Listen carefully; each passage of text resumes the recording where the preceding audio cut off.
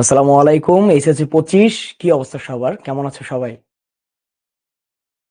তোমাদের admission standard class, অ্যাডমিশনের প্রতি যে একটা আলাদা উৎসাহ সবকিছু শুরু হয়ে গিয়েছে প্র্যাকটিক্যালের মধ্যেই। সো আজকের ক্লাসটা আসলে বেসিক্যালি তোমাদেরকে একটা আইডিয়া দেওয়া যে আসলে বক্সগুলা, বায়োলজির বক্সগুলা কিভাবে পড়তে হয় বা কোন বক্স গুরুত্বপূর্ণ বা কিভাবে কি। তোমাদেরকে জাস্ট একটা বেসিক আইডিয়া দেব। তোমাদেরকে বোঝাবো যে কোন টপিক থেকে বেশি প্রশ্ন আসে বা এর আগেও এসেছে। তো গুরুত্বপূর্ণ কি, কি আছে। আজকে আমি যে সব বক্স পড়াবো বা সব ছক পড়াবো এমনটা না। বাট কিছু গুরুত্বপূর্ণ ছক যেগুলো আসলে তোমাকে মাস্ট পড়তে হবে। তো এরকম কিছু নমুনা তোমাদেরকে দেখাবো। এর বাইরে অনেক ছক আছে। জাস্ট তোমাদের সাথে কিছু আড্ডা, কিভাবে পড়ার স্ট্র্যাটেজিটা সাজানো যায়, কিভাবে পড়া যায় এটা নিয়ে আমাদের আলোচনা হবে ইনশাআল্লাহ। সবাই জয়েন করে দাও আর বন্ধু-বান্ধবকে এই ভিডিওটা পাঠিয়ে দাও। সো শেয়ার করে দিয়ে বন্ধু-বান্ধবদের দেখাও যে আসলে পড়াশোনাটা কিভাবে করতে হয়, কিভাবে আমাদের পড়তে হবে। সো সবার কি অবস্থা? আসসালামু আলাইকুম। ওয়ালাইকুম আসসালাম। আমিও ভালো আছি আলহামদুলিল্লাহ। তোমরা সবাই কেমন আছো? তোমাদের আসলে কেমন চলছে দিনকাল? প্র্যাকটিক্যাল এক্সাম তো চলছে। এইচএসসি কেমন হলো? বা তুমি কি প্ল্যান করছো আসলে? কিভাবে কি পড়বে? কবে থেকে পড়া শুরু করবে? মনে রাখবে আমাদের কিন্তু ২৮, ২৯ এবং ৩০ এই ৩ দিন কিন্তু আমাদের এক্সাম আছে। TNM, TNB, TND. তোমার অ্যাম্বিশন যেটাই হোক, তোমার অ্যাম্বিশন হতে পারে তাও তুমি মেডিকেল এক্সামটা দিবা, ডিউ এর এক্সামটা দিবা। তুমি অবশ্যই দিবা। টিএনবি, টিএনডি, টিএনএম ৩ টাতেই পার্টিসিপেট করবা। আমি তোমার জায়গা থেকে আমি করতাম। সো তুমিও করবা। ওকে? এই ২৬ অনেক পোলাপান আসছো। ক্লাসটা করো, উপকৃত হবা। কোনো সমস্যা নাই। আর যারা আমাদের মেডিকেল কোর্সে ভর্তি আছো তারা তো আমার ক্লাস আগে অনেকবার পেয়েছো। অনেক ক্লাস করেছো। আর অনেকে শুনলাম বই পেয়ে গিয়েছো। কয়েকজন যারা পাও নাই তোমাদের বই ডেলিভারি হচ্ছে। আজকে আরেকটা লট চলে যাচ্ছে। যারা বই পেয়েছো বইগুলো কেমন লেগেছে জানাও। আচ্ছা, আচ্ছা। ঠিক আছে। আমার পরিচয় যারা আমাকে জীবনে ১ম বার দেখছো, তো তাদের জন্য আমার পরিচয় ভাইয়া আমি হলো আব্দুল্লাহ আল নোমান। ভাইয়া পড়াশোনা করছি এখন ঢাকা মেডিকেল কলেজে। অনেকে যারা ১ম বার দেখছো তাদের জন্য একটু পরিচয় বাড়ায় বলতে হয়। তো এখন ঢাকা মেডিকেলে পড়ছি ঠিক আছে, বাট একটা সময় আমার একটু স্বপ্ন ছিল। আমার স্বপ্ন ছিল আরকি ইঞ্জিনিয়ারিং পড়ার। সো আমি মেডিকেল ভর্তি পরীক্ষা দেই। মেডিকেল ভর্তি পরীক্ষায় আমি হই 48। বুয়েট ভর্তি পরীক্ষা দেই। বুয়েট ভর্তি পরীক্ষায় হই আমি ৩৪১ তম। এবং ডিইউ ভর্তি পরীক্ষায় হই আমি ২২৩ তম। আরো এক্সাম দিয়েছি আইইউটি। আইইউটি তে খুব সম্ভবত ২০১ তম ছিলাম। এমএএসটি দিয়েছি। সো এটা হলো আমার মোটামুটি অ্যাডমিশন জার্নি। সো আমি জানি আসলে তোমার কিভাবে পড়া উচিত। আমি নিজের নিজের কথাটাও যদি আমি একটু বলে দেই, তো নিজের হিসাবটা আমি তোমাদেরকে বলতে পারবো। আজকে তোমাকে এক্সপেরিয়েন্স শেয়ার করব। এই যে ভাই ম্যাজিক বক্সেস অফ বায়োলজি যে টাইটেলটা, এই বায়োলজিতে তোমার মেডিকেলও লাগবে, তোমার লাগবে কোথায়? তোমার ডিইউতেও লাগবে। বুয়েট আর আইইউটি তে লাগবে না। বাট স্টিল তোমার যদি ইঞ্জিনিয়ারিং অ্যাসপিরেন্ট হও, আমিও যেহেতু ইঞ্জিনিয়ারিং অ্যাসপিরেন্ট ছিলাম শুরুতে, বাট আমি মেডিকেলটা কন্টিনিউ করছি। আমি দেখেছি প্রত্যেকটা ইঞ্জিনিয়ারিং অ্যাসপিরেন্ট ম্যাক্সিমাম 90% কি করে? 90% হলো তোমার মেডিকেল ভর্তি পরীক্ষা দেয়। সো তুমি যেহেতু পরীক্ষা দিচ্ছ, সো তুমি অবশ্যই এবং অবশ্যই অল্প একটু হলে প্রিপারেশন নিয়ে যাবা। কেন নিবা? কারণ ১ম পরীক্ষা। মনে রাখবা, rejection is always painful. Rejection সবসময় পেইনফুল। সবসময় মাথায় রাখবা। সো তুমি যখন পরীক্ষা দিতে যাচ্ছ, ওই পরীক্ষার চান্স না পাইলেও তুমি কষ্ট পাবা। তুমি পরীক্ষা যদি দাও, তুমি যদি চান্স না পাও তুমি কষ্ট পাবা। এটা আমি বলছি আজকে তুমি মিলাই নিবা। যে তুমি হয়তো এখন ভাবতেছো আরে ইঞ্জিনিয়ারিং পরীক্ষা দিব, মেডিকেলটা জাস্ট এমনি অ্যাটেন্ড করব। অ্যাটেন্ড করবা এমনিতেও। তোমার চান্স পাওয়ার কোনো স্বপ্ন নাই। স্টিল যখন রেজাল্টটা বের হবে, তুমি যখন দেখবা যে একটুর জন্য চান্স পাও নাই, একটু মানে আরেকটু এফোর্ট দিলে হয়তো চান্সটা হইতো, তুমি অনেক বেশি প্রেসারে ভুগবা। সো যারা ইঞ্জিনিয়ারিং অ্যাসপিরেন্ট আছো, তুমি যদি মেডিকেল এক্সামটা দাও, তাহলে এট লিস্ট এক্সাম গুলা দাও। আমাদের এক্সাম ব্যাচ আছে। এই এক্সাম ব্যাচটা ভর্তি হয়ে থাকো, জাস্ট এক্সাম গুলা দাও। তাহলে কি হবে? তাহলে জাস্ট তুমি একটু আইডিয়াটা থাকবে। তুমি পরীক্ষা হলে হঠাৎ করে ঘাবড়ে যাবা না। সো এইটা তুমি মাথায় রাখবা। এবং আমার ক্ষেত্রে বুয়েট এক্সামটা কেন বেশি সহজ হয়েছিল জানো? আমি কিন্তু মেডিকেল চান্স পাওয়ার পরে আমি আর পড়াশোনা করিনি ওইরকম। বাট বুয়েট সহজ হয়েছিল কারণ আমার মাথার উপর একটা ছাদ ছিল। পায়ের নিচে মাটি ছিল। মেডিকেলে চান্স পেয়ে গেছি আমি। তাও আবার ডিএমসি। যেকোনো একটা সরকারি মেডিকেলে চান্স পেলে পোলাপানের কনফিডেন্স অন্য লেভেলে চলে যায়। সো তার ফলে ইঞ্জিনিয়ারিং এক্সাম বা ডিইউ এক্সাম অনেক ভালো হয়, অনেক স্মুথ যায়। ওকে? আমি বলতেছি না যে ভাই তোমার ইঞ্জিনিয়ারিং এক্সপেরিয়েন্স থাকলে তুমি এখন মেডিকেলের জন্য জীবন মরণ দিয়ে পড়ো। বাট স্টিল তুমি যদি পড়ো একটু জাস্ট টাচে থাকো। তুমি যদি এক্সামটা দাও, দয়া করে একটু জাস্ট টাচে থাকবা। তাহলে তোমার জন্য জার্নিটা ইজিয়ার হবে। তোমার জন্য জার্নিটা সহজ হবে। ওকে? সো যেহেতু তোমাদের জন্য এটা বায়োলজির হয়তো এইচএসসি 25 তোমার ১ম ক্লাস। সো আজকে আমরা ম্যাজিক বক্স নিয়ে পড়লেও তোমাকে জাস্ট একটু আইডিয়া দিব। যেহেতু আমি প্রত্যেকটা সেক্টরে টাচ করেছি, ইঞ্জিনিয়ারিং, ভার্সিটি, মেডিকেল। তো তোমাকে জাস্ট একটু আইডিয়া দেই। ঠিক আছে?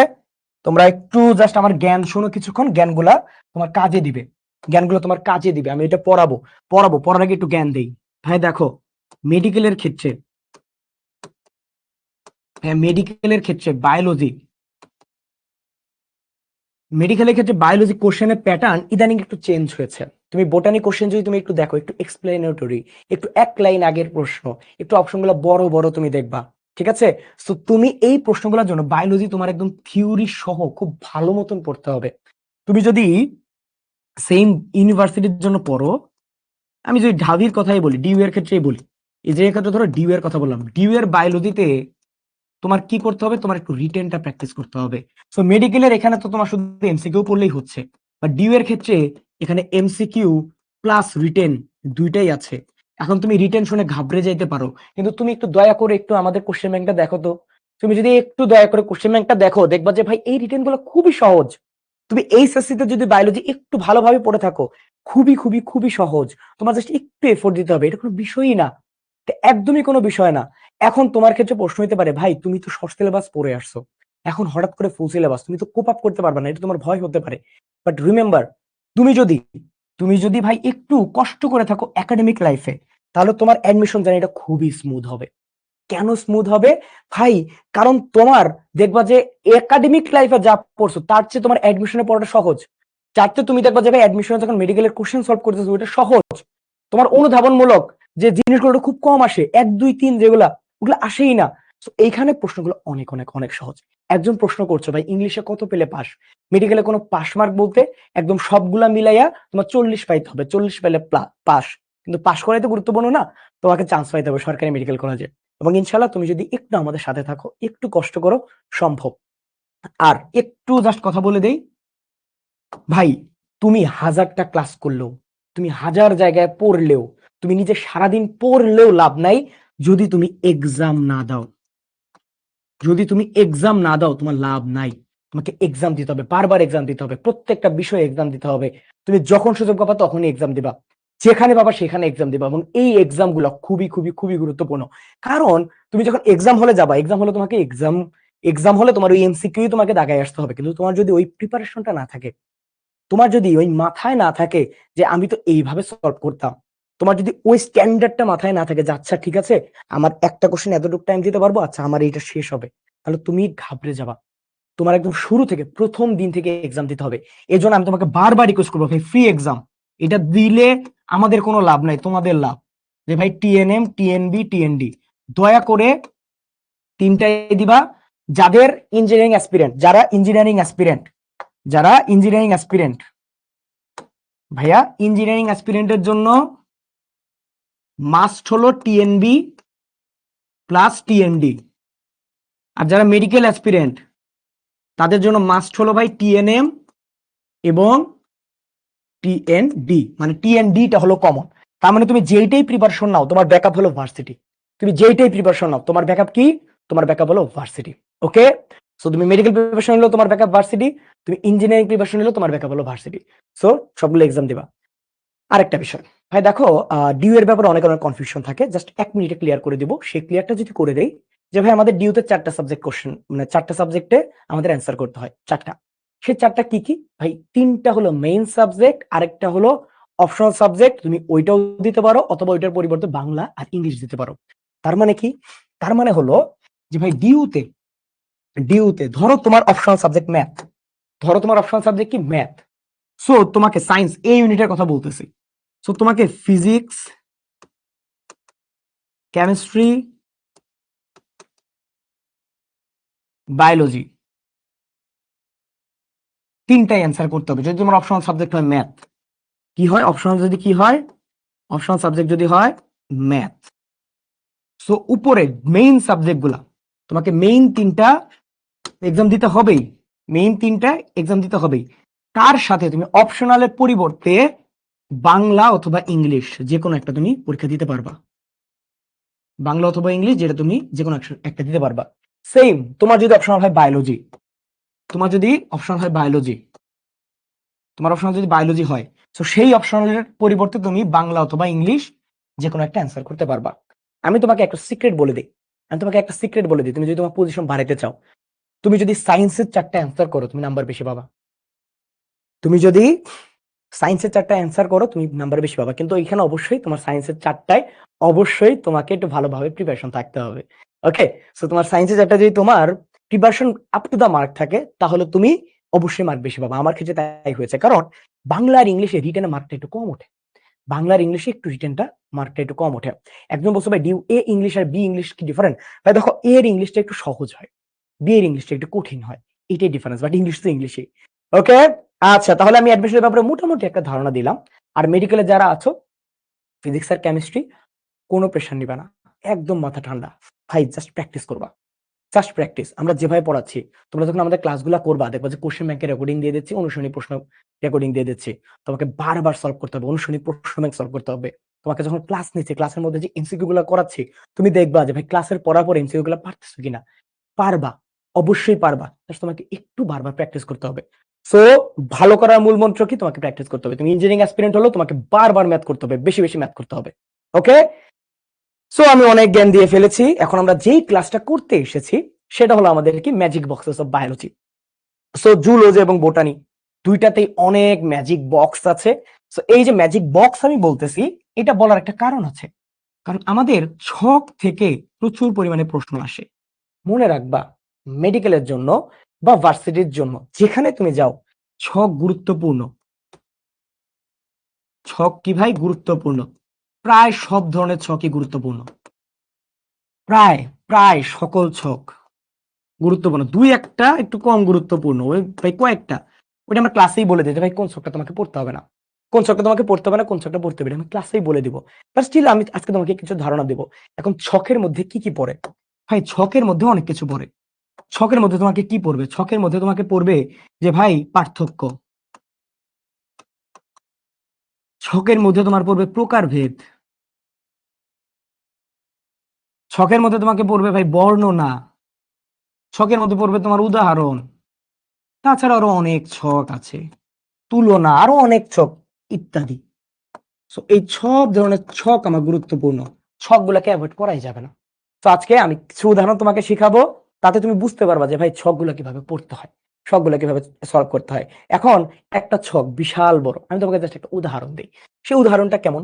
সেই উদাহরণটা ধরো আমাদের ইটা পড়ি না, মেরুদণ্ডী প্রাণীর যে অনেকগুলো প্রকার ভেদ, সেখানে যে আমাদের আছে না মাছ, মাছের পরে উভচর, উভচরের পরে আমাদের সরীসৃপ, তারপরে পাখি, তারপরে স্তন্যপায়ী, একটা বিশাল বড় একটা ছক আছে না, বিশাল বড় একটা ছক আছে। ছকটা গুরুত্বপূর্ণ, ছকের সবকিছুই গুরুত্বপূর্ণ, বাট সবচেয়ে বেশি গুরুত্বপূর্ণ কোনটা? সবচেয়ে বেশি গুরুত্বপূর্ণ হলো ভাই হৃৎপিণ্ড। কারটায় কয় প্রকোষ্ঠ, কোনটায় কয় প্রকোষ্ঠ, এটা হলো সবচেয়ে গুরুত্বপূর্ণ হৃৎপিণ্ডের ক্ষেত্রে। তো সেই ক্ষেত্রে আমরা কি জানি ভাই, মাছের ক্ষেত্রে কয়টা প্রকোষ্ঠ থাকে? মাছের ক্ষেত্রে থাকে কয়টা? দুইটা। মাছের ক্ষেত্রে কয়টা? দুইটা। তারপর উভচরে কয়টা? উভচরে হলো তিনটা। তারপরে যখন আমি আসি যে ভাই আমাদের, তারপরে আসে সরীসৃপ, সাপ টাপ কুমির টুমির, সরীসৃপে কয়টা? ভাই অসম্পূর্ণ 4। কয়টা? অসম্পূর্ণ 4। এখন তোমাকে প্রশ্ন করি যে ভাই সরীসৃপের মধ্যে একটা প্রাণী আছে যার হৃৎপিণ্ডের প্রকোষ্ঠ 4টাই, অসম্পূর্ণ 4 ভাই নরমালি হয়, বাট এই জায়গায় একটা প্রাণী আছে যার ক্ষেত্রে হলো ভাই 4টা, বলো সেটা নাম কি? তোমরা সবাই পারো, বলো কোনটা? অসম্পূর্ণ 4 প্রকোষ্ঠ হওয়ার কথা ছিল, কিন্তু একটার ক্ষেত্রে 4টে থাকে। ভেরি গুড, তোমরা পারো। কয়টা ভাই? এক্সেপশন বা ব্যতিক্রম, যে ভাই কুমিরে থাকে 4টা। কুমিরে থাকে কয়টা? কুমিরে থাকে সম্পূর্ণ 4। কুমিরে থাকে কয়টা? সম্পূর্ণ 4। এই যে ছোটখাটো প্রশ্ন, এই কুমিরে যে সম্পূর্ণ 4 থাকে, এইটাই অ্যাডমিশন টেস্টে অনেকবার আসছে, অনেকবার মানে অনেকবার। ঠিক আছে, এরপরে কি? সরীসৃপের পরে পাখি, পাখির ক্ষেত্রে কয়টা ভাই? 4টা। আর তারপর হলো স্তন্যপায়ী। মানুষ কি? মানুষ হলো স্তন্যপায়ী, সো মানুষের ক্ষেত্রে কয়টা ভাই? 4টা। দেখো একটা বড় ছক, কিন্তু একটা বড় ছকের মধ্যে মোস্ট ইম্পর্টেন্ট পার্ট হলো এইটাই। তোমার কি ওই ছকটা শেষ না? তোমার ওই ছকটা শেষ না? জিনিসগুলো এরকম। কোন জিনিসটা পড়তে হবে মেডিকেলের ক্ষেত্রে? মনে রাখবা, মেডিকেলের ক্ষেত্রে কোন জিনিসটা পড়তে হবে চেয়ে বেশি গুরুত্বপূর্ণ কি জানো? কোন জিনিসটা পড়তে হবে না, কোনটা কোন জিনিসটা পড়তে হবে না, এটা আইডেন্টিফাই করা খুবই খুবই খুবই জরুরি। কোন জিনিসটা পড়তে হবে না আইডেন্টিফাই করা খুবই জরুরি। তুমি যদি দিনের সম্পূর্ণটা ব্যয় করে দাও ভাই যে অগুরুত্বপূর্ণ জিনিসে, ওটা কিন্তু তোমার জন্য একটা লস প্রজেক্ট হবে। তো কোন জিনিসটা পড়তে হবে আর কোন জিনিসটা পড়তে হবে না, এই জিনিসটাতে গুরুত্ব দিতে হবে। ওকে, আচ্ছা, সো এটা একটা ছকের একটা উদাহরণ দিলাম যে ভাই আমাদের ফার্স্ট চ্যাপ্টারে যে ছকটা ছিল গুরুত্বপূর্ণ একটা ছক, তার মধ্যে ভাই কোনটার প্রকোষ্ঠ কয়টা, ঠিক আছে, হৃৎপিণ্ডের যে প্রকোষ্ঠ। আচ্ছা, ওকে, তাহলে আমরা আজকে শুরু করি আমাদের অন্যতম একটা গুরুত্বপূর্ণ ছক দিয়ে, সেটা হলো ক্লটিং ফ্যাক্টরের ছক। কিসের ছক? Clotting factor. বলো তো ক্লটিং ফ্যাক্টর কয়টা আছে? ক্লটিং ফ্যাক্টর আছে কয়টা? এটা চ্যাপ্টার 4 এর। ক্লটিং ফ্যাক্টর কয়টা আছে? আমি কিন্তু আজকে সব ছক পড়াবো না, তোমাকে জাস্ট একটা আইডিয়া দিব, আইডিয়া। বলো ক্লটিং ফ্যাক্টর কয়টা আছে? ক্লটিং ফ্যাক্টর আছে 4টা। কয়টা? 4টা। এই যে ভুলটা করলা, ক্লটিং ফ্যাক্টর হলো 13টা। ক্লটিং ফ্যাক্টর কয়টা? 13টা। তার মাঝে মানব দেহে অ্যাক্টিভ হলো 12টা, একটা হলো অ্যাক্টিভ থাকে না। আর 4টা হলো কি ভাই? 4টা হলো আমাদের সবচেয়ে গুরুত্বপূর্ণ, যেটা আমরা বলি সেই 4টা মনে রাখার ছন্দটা কি ভাই? ফুল পরে টুপ করে, ফুল পরে টুপ করে। এখানে ফুল দ্বারা কি বোঝায়? ফুল দ্বারা কি বোঝায় ভাই? ফিব্রিনোজেন বা ফাইব্রিনোজেন। এই পরে দ্বারা কি বোঝায়? প্রথ্রম্বিন। পরে দ্বারা কি বোঝাবে? প্রথ্রম্বিন। টুপ দ্বারা কি বোঝায়? থ্রম্বোপ্লাস্টিন। আর করে দ্বারা কি বোঝায় ভাই? Calcium ion. Calcium ion. এখন তোমার প্রশ্ন এখান থেকে কি আসবে? এখান থেকে তোমার কি প্রশ্ন আসবে? এখান থেকে তোমার প্রশ্ন আসবে নিচের কোনটি ক্লটিং ফ্যাক্টর নয়? নিচের কোনটি ক্লটিং ফ্যাক্টর নয়? এই 3টা অপশনে থাকবে, আরেকটা অপশনে থাকবে ক্যালসিয়াম, শুধু ক্যালসিয়াম। মনে রাখবা ভাই, শুধু ক্যালসিয়াম, শুধু ক্যালসিয়াম ক্লটিং ফ্যাক্টর না, ক্যালসিয়াম আয়ন হলো ক্লটিং ফ্যাক্টর। এইটা সবসময় মাথায় রাখতে হবে, শুধু ক্যালসিয়াম কিন্তু ক্লটিং ফ্যাক্টর না, ক্যালসিয়াম আয়ন হলো ক্লটিং ফ্যাক্টর। এই যে ছোটখাটো চেঞ্জেস, এই ছোটখাটো চেঞ্জের কারণে আমাদের ভুল হয়। ওকে, ঠিক আছে। এই 4টা। এখন অনেকের প্রশ্ন আসে ভাই আমার তো 13টাই মনে রাখা প্রয়োজন। অনেক ক্ষেত্রে ভাই আমাদের 13টা থেকে প্রশ্ন আসে। সো সেই 13টা মনে রাখার জন্য আমি একটা ছন্দ ব্যবহার করি। সেই ছন্দটা কি? সেই ছন্দটা হলো freshers party today. Freshers party today, come on. দেখো তো এটা প্রথম 4টা হয়ে যাচ্ছে না? Freshers party today, come on. Okay, then let's sing. আচ্ছা, জায়গা নেই। Let's sing and call seniors. Let's sing and call seniors. Please have fun. কি ভাইয়া? Please have fun. Please have fun. এখন অনেকে বলতে পারো যে ভাই 13টা তো গুরুত্বপূর্ণ না। ভাই অনেক সময় 13টা থেকে প্রশ্ন আসে, অনেক সময় 13টা থেকে প্রশ্ন আসে। এখানে আমি কয়টা লিখছি ভাই? এখানে আমার আছে ভাই কয়টা? এখানে 12টা আছে, একটা নাই, সেটা হলো 6 নাম্বারটা। ঠিক আছে, সো লিখি কোনটা বলতে কি বোঝায় তোমরাই জানো। প্রথমটা কি? ফ্রেশার বলছে, তার মানে এটা হলো ফিব্রিনোজেন বা ফাইব্রিনোজেন।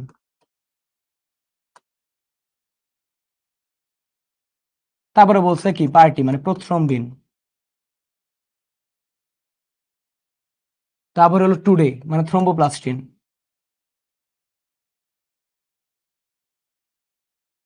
তা বলছে কাম অন, এটা দ্বারা বোঝায় calcium 2 plus ion. Okay, then let's, let's দ্বারা বোঝায় হলো লেবাইল। এখন এই জায়গায় 6 নাম্বারটা আমার নাই, 6 নাম্বারটা হলো অ্যাক্সিলারিন। 6 নাম্বারটা কি? অ্যাক্সিলারিন। 6 নাম্বারটা কি? অ্যাক্সিলারিন। আমি এটা একপাশে লিখি, এই জায়গায় আমি লিখে দিই, এটা হলো 5 নাম্বার। 6 নাম্বারটা হলো অ্যাক্সিলারিন। 6 নাম্বারটা কি? অ্যাক্সিলারিন। এখন মনে রাখবা যে ভাই অ্যাক্সিলারিনের আগেরটা হলো লেবাইল। কি ভাই? লেবাইল। মনে রাখবা লেবাইলের আরেক নাম হলো প্রো অ্যাক্সিলারিন। ভাই প্রো দ্বারা সবসময় বোঝায় আগের কিছু একটা। তুমি প্রোক্যারিওট পড়ছো না? তুমি প্রোক্যারিওট পড়ছো না? প্রোক্যারিওট মানে কি? প্রোক্যারিওট মানে আদি কোষ। প্রো দ্বারা সবসময় বোঝাবে আদি। এগেইন প্রো শব্দটা আরো কোথায় থাকে? রেনিন। রেনিনের সময় প্রো রেনিন পড়ছো না? রেনিনের সময় প্রো রেনিন পড়ছো না? এটা দ্বারা কি বোঝায়? রেনিনের ইনঅ্যাক্টিভ ফর্ম। এই শব্দগুলো তোমাকে মাথায় রাখতে হবে। বায়োলজি মানে শব্দ বুঝে পড়তে হবে। তুমি শব্দ বুঝলে বায়োলজি খুবই খুবই খুবই খুবই খুবই সহজ। সো প্রো বলতে বোঝায় আদি, অথবা প্রো বলতে বোঝায় জাইমোজেন গুলা, মানে কি ইনঅ্যাক্টিভ এনজাইম গুলা বা ইনঅ্যাক্টিভ হরমোন গুলা, ইনঅ্যাক্টিভ ফর্ম গুলা। সো এই প্রো দ্বারা কি কি বোঝায়? এই শব্দগুলো বুঝলে খুবই সহজ। সো ঠিক আছে, সো লেবাইল অথবা প্রো অ্যাক্সিলারিন। ওকে, আচ্ছা, তারপরে সিং দ্বারা বোঝায় হলো স্টেবল। স্টেবলের আরেক নাম হলো প্রো কনভার্টিং। প্রো কনভার্টিং, এটা 7 নাম্বার। 8 নাম্বারটা আমরা সবাই পারি। 8 নাম্বারটা আমরা সবাই পারি। সেটা কি? Anti haemophilic factor A. Anti haemophilic factor 1। Full form লিখতেছে না জায়গার অভাবে। Anti haemophilic factor 1। কল দ্বারা কি বোঝায়? কল হলো ভাই ক্রিসমাস ফ্যাক্টর। কল কি ফ্যাক্টর ভাই? Christmas factor. এটা আরেক নাম কি সবাই আমরা জানি, anti haemophilic factor 2। Anti haemophilic factor 2। ওকে, আচ্ছা। তারপরে এস দ্বারা কি বোঝায়? Stewart factor. এস দ্বারা কি বোঝায়? Stewart factor. দেন এই প্লিজ দ্বারা কি বোঝায়? Plasma thromboplastin. প্লাজমা থ্রম্বোপ্লাস্টিন, এই যে দেখো, এই যে প্লাজমা, ওই যে কোথায়, এই যে প্লাজমা থ্রম্বোপ্লাস্টিন ফ্যাক্টর। কোনটা ভাই? Plasma thromboplastin. বা এটাকে আমরা বলি অ্যান্টি হিমোফিলিক ফ্যাক্টর সি বা 3, কোনো সমস্যা নেই। Plasma thromboplastin. ওকে, দেন এই হ্যাব। হ্যাব দ্বারা কি বোঝায়? হ্যাব দ্বারা বোঝায় হেইজম্যান বা হ্যাগম্যান ফ্যাক্টর। হ্যাব দ্বারা বোঝায় হ্যাগম্যান বা হেইজম্যান ফ্যাক্টর। আর ফান দ্বারা বোঝায় ফাইব্রিন স্টেবিলাইজিং ফ্যাক্টর। তুমি বলো ভাই, এখন কি তুমি পারবা নাকি পারবা না? এখন তুমি বলো তুমি এটা পারবা নাকি পারবা না? জাস্ট তুমি একবার জাস্ট একটু দেখো, তুমি বলো তো এগুলো পারবা নাকি পারবা না? তুমি বলো তো ভাই, এটা পারবা না? ভাই বলো, এটা পারবা না? সহজ না? আমরা মনে করি ভাই কঠিন। আমাদের মনে করাটা পাল্টাতে হবে। আমাদেরকে মনে করতে হবে না আমরা পারবো। That's enough. দ্যাটস এনাফ তোমার জন্য, যে ভাই তুমি যদি মনে করো তুমি পারবা, তুমি যে কোনো সময় পারবা। ঠিক আছে? সো কি, freshers party today, come on, let's sing and call seniors, please have fun. এখন আমি তোমাকে একটা কথা বলি। আমরা ক্লাসে অনেক ছন্দ দেই। আমরা ক্লাসে অনেক ছন্দ দেই। দেখো, এই ছন্দগুলো তোমার যদি পড়তে ইচ্ছা করে তুমি পড়বা, না ইচ্ছা করলে পড়বা না। It's up to you. তোমার যদি মনে হয় যে আমি ছন্দ দ্বারা মনে রাখবো, তাহলে তুমি ছন্দ দ্বারা পড়বা। তোমার যদি মনে হয় যে আমার ছন্দ দরকার নেই, তাহলে ছন্দ ধারাই পড়বা। ওকে, সো কি, এগুলো হলো অ্যাক্টিভ আর এটা হলো ইনঅ্যাক্টিভ, 6 নাম্বারটা। ওকে, বুঝতে পেরেছেন? বুঝতে পারলে বলেন, তাহলে আমরা অন্যটায় যাব। ওকে, এই ছন্দটা দেখেছো? ওকে, তাহলে এই যে দেখো, এই জায়গায় যে ছকটা ছিল, ছকটা সহজ না? ছকটা আমাদের হয়ে গেল না? বলো, তোমরাই বলো, ছকটা হয়ে গেছে না? এই ছকটা কোন দিনে ভুল হবে?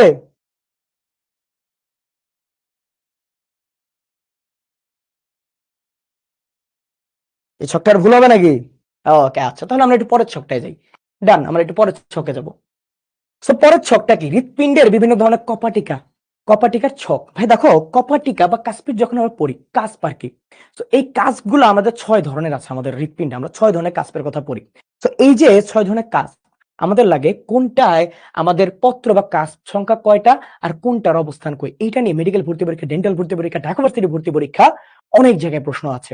ওকে, সো দেখো আমাদের কাজগুলা কি। 1 নাম্বার হলো বাইকাসপি বা মাইট্রাল কপাটিকা। এটা আমি একটা ছন্দ দ্বারা মনে রাখতাম। সেই ছন্দটা কি জানো? সেই ছন্দটা হলো বাম। সেই ছন্দটা কি? বাম। এই বামেই সব হয়ে যেত। বলতো, এই বাইকাসপিড বা মাইট্রাল কপাটিকা কোন পাশে থাকে হৃৎপিণ্ডের? বাম পাশে থাকে। কোন পাশে থাকে? বাম পাশে থাকে। এই যে বা দ্বারা বোঝায় হলো বাইকাসপিড, আর ম দ্বারা বোঝায় হলো মাইট্রাল। ম দ্বারা কি বোঝায়? মাইট্রাল। এখন দেখো, বাইকাসপিড, বাই শব্দেই আছে 2। বাই শব্দেই কি আছে? বাই শব্দে আছে 2। সো আমাদের কাস্প কয়টা থাকবে? কাস্প থাকবে 2টা। কাস্প থাকবে কয়টা? 2টা। সো বাইকাসপিড অথবা মাইট্রাল কপাটিকায় আমাদের কাস্প সংখ্যা থাকে 2টা, এবং এটা থাকবে বাম পাশে। বাম পাশে কোথায়? বাম অলিন্দ এবং বাম নিলয়ের মাঝখানে। বাম অলিন্দ এবং বাম নিলয়ের মাঝখানে। ডান। দেন আসে আমাদের ট্রাইকাসপিড। বাইকাসপিড যদি বাম পাশে হয়, ট্রাইকাসপিড হবে আমাদের 3টা সহ ডান পাশে। কোন পাশে? ডান পাশে। সেটা ডান অলিন্দ এবং ডান নিলয়ের মাঝখানে থাকবে। ডান।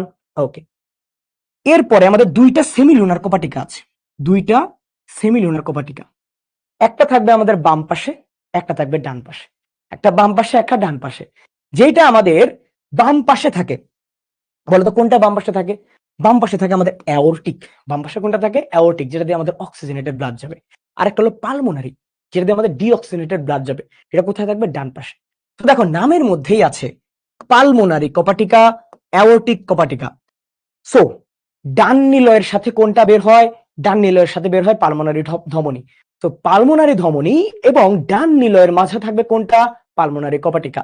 আর বাম পাশে থাকে কোনটা? অ্যাওর্টা।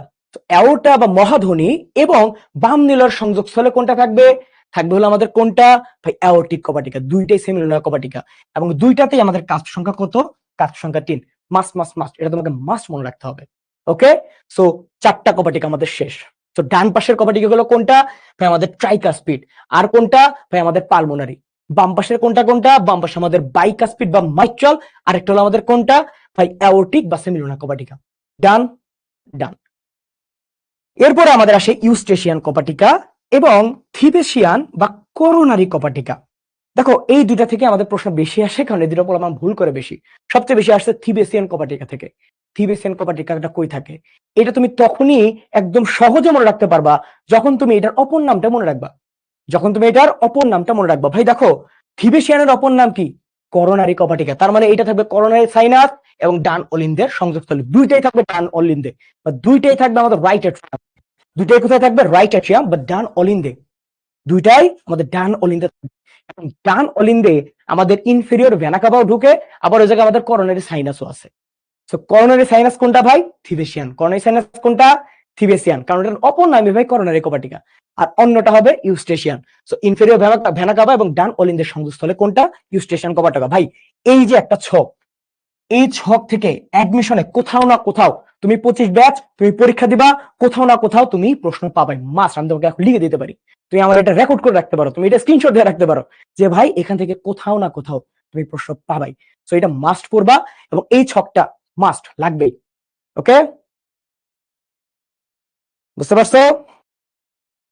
ওকে, সো আমাদের নাম কি, কাস্প কয়টা এবং আমাদের কই থাকে? আচ্ছা, ডান। এরপর আমাদের লিভারের প্রকারভেদ। আমাদের চ্যাপ্টার 7 আছে না? আমাদের চ্যাপ্টার 7, ওই চ্যাপ্টার 7 আমাদের যে অস্থি টস্থি আমরা পড়ি, আমরা যে অস্থি টস্থি পড়ি, এই অস্থির একদম লাস্টের দিকে একটা অবহেলিত টপিক হলো লিভারের প্রকারভেদ। কিন্তু তুমি জেনে থাকবা ভাই এই লিভার থেকে প্রতি বছরই প্রশ্ন আসে, প্রতি বছরই কোথাও না কোথাও প্রশ্ন আসে এই লিভার থেকে। ওকে ওকে, আচ্ছা। লিভারের প্রকারভেদ যখন আমরা পড়ি, আগে আমরা জানবো ভাই লিভারের অংশ কয়টা। লিভারের অংশ হলো 4টা। লিভারের অংশ কয়টা? 4টা। কি কি? এক হলো আমাদের পিভট, ভার, প্রচেষ্টা। আর তা বাদে যেটা আছে সেটা হলো লিভার বাহু। আর এটা কি? লিভার বাহু। এখন দেখো এই যে আমাদের লিভারের প্রকারভেদ আমরা পড়ছি, এটাতে আমরা ওই 4টার মধ্যে লিভার বাহুকে আমরা মাইনাস করে দেব। লিভার বাহুকে আমরা কল্পনাতেই আনবো না, লিভার বাহু বাদ। সো এখন এই যে আমাদের বাকি পিভট, ভার এবং প্রচেষ্টা, এইটা নিয়ে আমাদের পড়াশোনা। সো এখানে আমাদের কি পড়াশোনা? যে কোনটা মাঝখানে থাকবে, কোনটা মাঝখানে থাকলে কোন প্রকারভেদ, কোনটার উদাহরণ কি, কোনটার মানব দেহ উদাহরণ কি, কোনটার আমাদের এই প্রয়োগের উদাহরণ কি। ওকে, এইটুকু জানলে এনাফ। এটুকু জানলে কি এনাফ। এবং লাস্টলি যে ভাই কোনটায় আমাদের কি সুফল পাই আমরা, কোনটার একটা স্পেশাল লাইন। ডান, এইটুকু জানলেই এনাফ। তাহলে শুরু করি। হ্যাঁ দেখো ছোটবেলায় তো তোমরা ওই যে দুইজন দুই পাশে বসে নাড়াচাড়া করছো, ওই যে যন্ত্রের মাঝখানে যে অংশটা তোমরা দেখতা, যেটাকে সাপেক্ষে তোমরা ঘুরতেছো, ওইটা হলো পিভট। সো পিভট যেটার মাঝখানে থাকবে, পিভট মাঝখানে থাকলে সেটা হবে প্রথম শ্রেণী। পতে প্রথম, পতে পিভট। পতে প্রথম, পতে কি? পিভট। ডান। পতে পিভট, পতে প্রথম। সো প্রথম শ্রেণীর লিভারে পিভট থাকবে মাঝখানে। ডান। দ্বিতীয় শ্রেণীতে কোনটা মাঝখানে থাকবে ভাই? ভার মাঝখানে থাকবে। কোনটা মাঝখানে থাকবে? ভার মানে ওজন। জাস্ট মনে রাখো একটা ওজন, ওজনটা জাস্ট মাথায় রাখো, ওইটা হলো ভার। সো ভার থাকবে দ্বিতীয় শ্রেণীর লিভারের মাঝখানে। আর তৃতীয় শ্রেণীর মাঝখানে থাকবে প্রচেষ্টা। তৃতীয় শ্রেণীর মাঝখানে কোনটা থাকবে? প্রচেষ্টা। এটুকু মাথায় আনতে পারছো? জাস্ট এইটুকু মাথায় আনো। এখন ভাই আমি আমার দেহের 3টা অংশকে কল্পনা করব। আমি আমার দেহের 3টা অংশকে কল্পনা করব। 1 নম্বর হলো মাথা, 2 নম্বর হলো পা, 3 নম্বর হলো হাত। সিরিয়ালটা কি? মাথা, পা, হাত। এখন আমার মাথার পেছনে এক ধরনের জয়েন্ট থাকে যেটাকে আমরা বলি পিভট জয়েন্ট। যেটাকে আমরা কি বলি? Pivot joint. মনে রাখবা ভাই, মাথা মানেই প্রথম শ্রেণী। মাথা মানে কি? প্রথম শ্রেণী। গেল পিভট মাঝখানে থাকে, সো মাথা হলো আমাদের কি? প্রথম শ্রেণী। দ্বিতীয় শ্রেণীতে কি আছে? ভার আছে। কি আছে? ভার। তুমি বলো তো ভার মানে কি? আমি ওজন বলছি না? So, আমাদের দেহের ওজন, আমি যখন দাঁড়ায় থাকি কিসের উপর দাঁড়ায় থাকি আমি? ভাইয়া কিসের উপর দাঁড়ায় থাকি আমি? পায়ের উপর দাঁড়ায় থাকি। কিসের উপর দাঁড়ায় থাকি? পায়ের উপর দাঁড়ায় থাকি। সো দ্বিতীয় মানে পা, দ্বিতীয় মানে কি পা। প্রচেষ্টা, আমরা প্রচেষ্টা কি দিয়ে করি ভাই? হাত দিয়ে প্রচেষ্টা করি, এরকম ঠেলাঠেলি করি বা যাই করি, লিখতেছি, লিখাটাও একটা প্রচেষ্টা, একটা কাজ করতেছি, হাত দিয়ে একটা লেখালেখি করতেছি, হাত দিয়ে আমি কারো টানতেছি, প্রচেষ্টা। সো প্রচেষ্টা মনে রাখবা হলো হাত, প্রচেষ্টা মানে কি মনে রাখবা? হাত। সো কি প্রথমে হলো মাথা, ভাই আমাদের মাথা দিয়ে সব কাজ করতে হয়, এটাই প্রথম। দেন ভার কিসের উপর দাঁড়িয়ে থাকে? পা, সো দ্বিতীয় শ্রেণী হলো পা। 3 নাম্বার হলো আমার প্রচেষ্টা কি দিয়ে করি? প্রচেষ্টা করি আমি হাত দিয়ে। প্রচেষ্টা কি করি ভাই? আমি হাত দিয়ে করি। ডান। এটুকু বুঝতে পারছো? বুঝতে পারলে ডান। এখন আমি তো মাথা পাইলাম, পা পাইলাম, আমি আবার হাত পাইলাম, তো যে ভাঁজ করা বাহু, সো হাত পাইলাম। এখন এটা তো মানব দেহের এক্সাম্পল, এটা কিসের এক্সাম্পল? মানব দেহের এক্সাম্পল। তাহলে আমি একটু বাস্তবিক উদাহরণে যাই। আচ্ছা, তাহলে বলো আমরা মাথার চুল কি দ্বারা কাটি? কি দিয়ে আমরা মাথার চুল কাটি? আমরা কি দিয়ে মাথার চুল কাটি? কাঁচি দিয়ে কাটি। সো মাথা যেখানে, কাঁচি সেখানে। সো উদাহরণ হলো কাঁচি। কাঁচি কোথায়? কাঁচি হবে প্রথমে। কাঁচি হবে কোথায়? প্রথমে। দেন হাতের নখ আমরা কি দিয়ে কাটি? পায়ে আমি পরে যাব, আমি হাত দিয়ে তো কাটি। সো হাতের নখ আমি হাত দিয়ে কি দিয়ে কাটি? কি দিয়ে কাটি? নেইল কাটার। সো নখ কাটার যন্ত্র বা নেইল কাটার হবে আমাদের তৃতীয় শ্রেণী। নেইল কাটার কি হবে? তৃতীয় শ্রেণী। আমি পায়ে পরে যাব, পায়ে আমার দরকার নাই, আমি আগে হাতের নখ কাটবো। পা ওইটা দেখা যায় না, জুতার মধ্যে থাকে। সো হাতের নখটা আমার কাটাতে গুরুত্বপূর্ণ। সো 3 নাম্বারটা কি? নেইল কাটার। ওকে, এটা হলো হাত। দেন ভাই আমি যখন একটা জিনিস ঠেলতেছি, ঠেলা গাড়ি, সো ওই চাক্কাটা আগাচ্ছে কার কারণে? আমি পা দিয়ে এরকমভাবে ঠেলার কারণে আগাচ্ছে না, হাত দিয়ে এবং পা দিয়ে। মেইন কাজটা করতেছে কি? পা না। তো মনে রাখবা ঠেলা গাড়ি হলো আমাদের দ্বিতীয়। এমনিতে তুমি যদি প্রথম আর তৃতীয় মনে রাখো, 2 নাম্বারটা তোমার এমনি মনে থাকবে। ওকে, সো আমাদের দেখো কাঁচি মাথা, ঠেলা গাড়ি পা, এবং এই জায়গায় আমাদের নখ কাটার যন্ত্র হলো হাত। খুবই খুবই খুবই সহজ। আর একটা লাইন সহ তোমাকে একদম শেষ করে দেব। সেটা কি ভাই? তুমি বলো, মাথা দিয়ে যখন আমি কাজ করি, আমি কি অল্প বল প্রয়োগ করি নাকি বেশি বল প্রয়োগ করি? মাথায় কি আমি বল প্রয়োগ করি বেশি না আমার খাটাই বেশি? কি বলো, আমার মাথা খাটাই বেশি না? আমাদের বলটা কেমন প্রয়োগ হয়? অল্প প্রয়োগ। তো আমাদের অল্প বল প্রয়োগে বেশি ফল আমরা পাই। তো আমরা যখন মাথাটাকে ভালো মতন কাজে লাগাবো, তো আমি অল্প পড়লেই তখন আমার কাজ করবে, তো বেশি বেশি প্র্যাকটিস করতে হবে। তো দেখো অল্প বল প্রয়োগে বেশি ফল পাচ্ছি, তার মানে প্রথম। দেন দ্বিতীয় শ্রেণীতে কি? আমি দেখো তো তুমি পায়ের আঙ্গুলের উপর ইজিলি দাঁড়াই থাকতে পারতেছ না, ইজিলি এরকম ভাবে উঠতে পারতেছ না পায়ের আঙ্গুলের উপর। তুমি যদি বসে থাকো, একটু চেষ্টা করো তো পায়ের আঙ্গুলের উপর এরকম উঠে যাওয়া। এটা কি খুব সহজেই হচ্ছে না? সামান্য প্রচেষ্টাই হচ্ছে না? সো দেখো, সামান্য প্রচেষ্টায় বেশি ওজনকে উপরে ওঠা। এই যে আমার মতন একটা মোটা মানুষ উপরে উঠতেছি, সো বেশি ওজনকে পায়ের আঙ্গুল দিয়ে সামান্য প্রচেষ্টায় উপরে তুলতে পারতেছি। সো এটা হলো দ্বিতীয় শ্রেণীর তার ফলাফল। দেন তৃতীয় শ্রেণী কি? দ্রুত গতির সঞ্চালন। তুমি বলো মাথাটাকে তুমি বেশি ঘুরাতে পারবা, পাটাকে বেশি নাড়াতে পারবা নাকি হাতটাকে বেশি নাড়াতে পারবা? হাতটাকে বেশি নাড়াতে পারবা না। তো দ্রুত গতির সঞ্চালন কোনটা? 3 নাম্বারটা। এইখানে তোমার এই ছকে আর কোন প্রবলেম আছে নাকি বলো? ডান। এই ছক ডান। হিউজ কঠিন একটা ছক তোমাদের কাছে, ডান। প্রথম দ্বিতীয় তৃতীয় শ্রেণী কোনটা মাঝখানে থাকে, কোনটা মানব দেহ উদাহরণ কি, কোনটার আমাদের বাস্তবিক উদাহরণ কি, আর কোনটার এই একটা লাইন কি, কোনটার ফলাফল কি? কারো কোনো সমস্যা আছে আর? হ্যাঁ ভাই, কালকে আমি টাঙ্গাইল আসবো, আমার বাড়িও টাঙ্গাইল। কালকে আমার প্রোগ্রাম আছে বিবেকানন্দে, আমাদের জিবিএফ সেলিব্রেশন, তোমাদের ছোট ভাইদের প্রোগ্রাম। ডান। এই ছক থেকে তোমাদের আর কোনো প্রবলেম হবে নাকি কোনোদিন, এটা বলো। এই ছক নিয়ে আর কোনোদিন কোনো প্রবলেম হয় নাকি? ওকে, ডান। আচ্ছা, তাহলে আমরা পরের ছকে যাই। ওকে, আমরা পরের ছকে যাচ্ছি। এই যে ভাই করোটিক্স স্নায়ু, ভাই এটা যে কত গুরুত্বপূর্ণ একটা ছক, এটা যে কত গুরুত্বপূর্ণ একটা ছক, এটা তোমাদেরকে বলে বুঝাইতে পারবো না। তোমাদেরকে বলে বুঝাইতে পারবো না এটা কত গুরুত্বপূর্ণ একটা ছক। এটার মানে এই ছকের গুরুত্ব তুমি পরীক্ষার হলে যে অনুধাবন করবা, যে জায়গায় ফুল সিলেবাসে এক্সাম হবে, এখান থেকে শিওর এবং শিওর প্রশ্ন আসবে, শিওর প্রশ্ন আসবে। দেখাই তোমাকে যে, আচ্ছা প্রশ্ন দেখাচ্ছি না, বাট এটা তুমি কিভাবে মনে রাখবা, কিভাবে মনে রাখবা? আমি তাহলে তোমাকে একটা ব্ল্যাঙ্ক শিট নিয়ে তোমাদেরকে পড়াচ্ছি। এটাও আমি একটা ছন্দ দ্বারা পড়াবো, তোমরা মাইন্ড করো না। তোমরা যদি ছন্দ ছাড়া মনে রাখতে পারো, আমি ছন্দ ছাড়াই মনে রাখতে পারতাম, বাট পরে যাতে ভুল না হয় যেন ছন্দটা ব্যবহার করতাম। সো কি ছন্দটা হলো? O3T2 এফাগ ভাই SH। O3T2 এফাগ ভাই SH, এটা হলো আমাদের ছন্দ। এটা কি ভাই? আমাদের ছন্দ। এখন কোনটা দ্বারা কি বোঝায় ভাই? আমি বলছি O3, কি বলছি? O3 মানে 3টা থাকবে ও। কয়টা ও থাকবে? 3টা ও থাকবে। সো কি কি? O3 তে হলো অলফ্যাক্টরি, ভাই এটা একদম সিরিয়ালি মনে রাখতে হবে, এটা একটার পর একটা বলা যাবে না। Olfactory, optic oculomotor.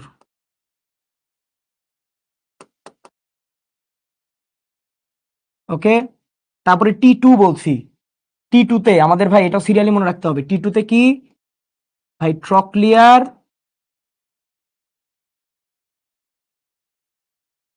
ট্রাইজেমিনাল।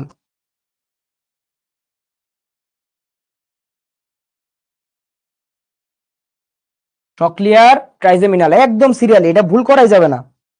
ওকে, আচ্ছা, তারপরে এফাগ। এফাগ সিরিয়ালি আমি লিখতেছি, এফাগ আমি সিরিয়ালি লিখবো। এতে কি? অ্যাবডুসেন্স। এতে কি? অ্যাবডুসেন্স। ফতে কি? ফেসিয়াল। তারপরে আরেক এতে কি? অডিটরি। আরেক জিতে কি? গ্লসোফেরেঞ্জিয়াল।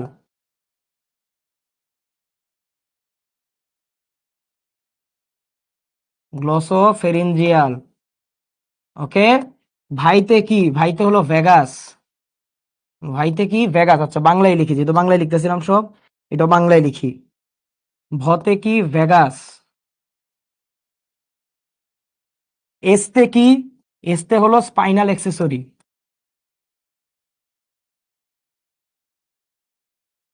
Spinal accessory.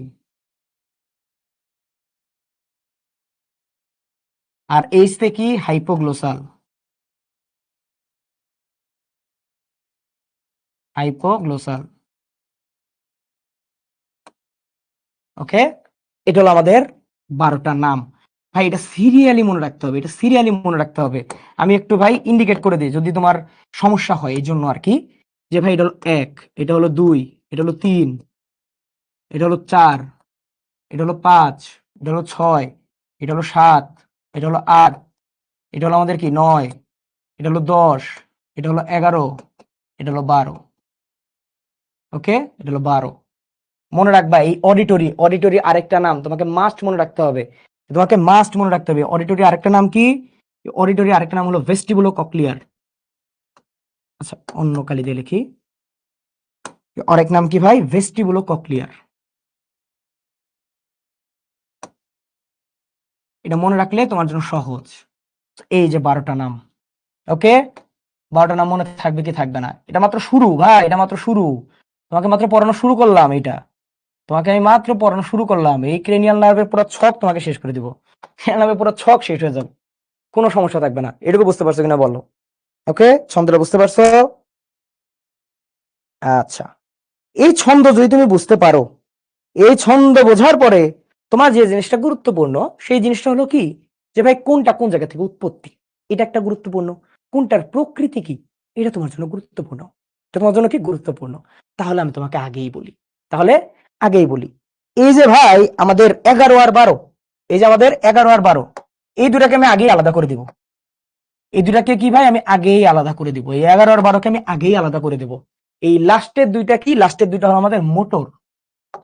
লাস্টের দুইটা কি ভাই? আমাদের মোটর বা চেস্টিও। মোটর বা চেস্টিও, মানে লাস্টের দুইটাকে আমি আগেই আলাদা করে দিছি। 3 ধরনের প্রকৃতি আছে, সেন্সরি বা সংবেদী, মোটর বা চেস্টিও, আর একটা কি ভাই? আমাদের মিশ্র বা মিক্সড। ওকে, প্রথম লাস্টের দুইটাকে আমি আগেই আলাদা করে দিলাম, মোটর বা চেস্টিও। ডান, 11 আর 12। এখন কোনটার প্রকৃতি কি, এটা আমরা একটা ছন্দ দ্বারা মনে রাখবো। এটা একটা আমরা ছন্দ দ্বারা মনে রাখবো। ভাই বলো তো, যে ভাই আমাদের সেঞ্চুরির সংখ্যার চেয়ে ম্যাচ সংখ্যা বেশি হয় নাকি কম হয়? সেঞ্চুরির সংখ্যার চেয়ে আমাদের ম্যাচের সংখ্যা কম হয় নাকি বেশি হয়? ভেগাসের আরেকটা নিউমোগ্যাস্ট্রিক, ঠিক আছে, বলো কোনটার সংখ্যা বেশি হয়? ভাই সেঞ্চুরির সংখ্যা বেশি হয়।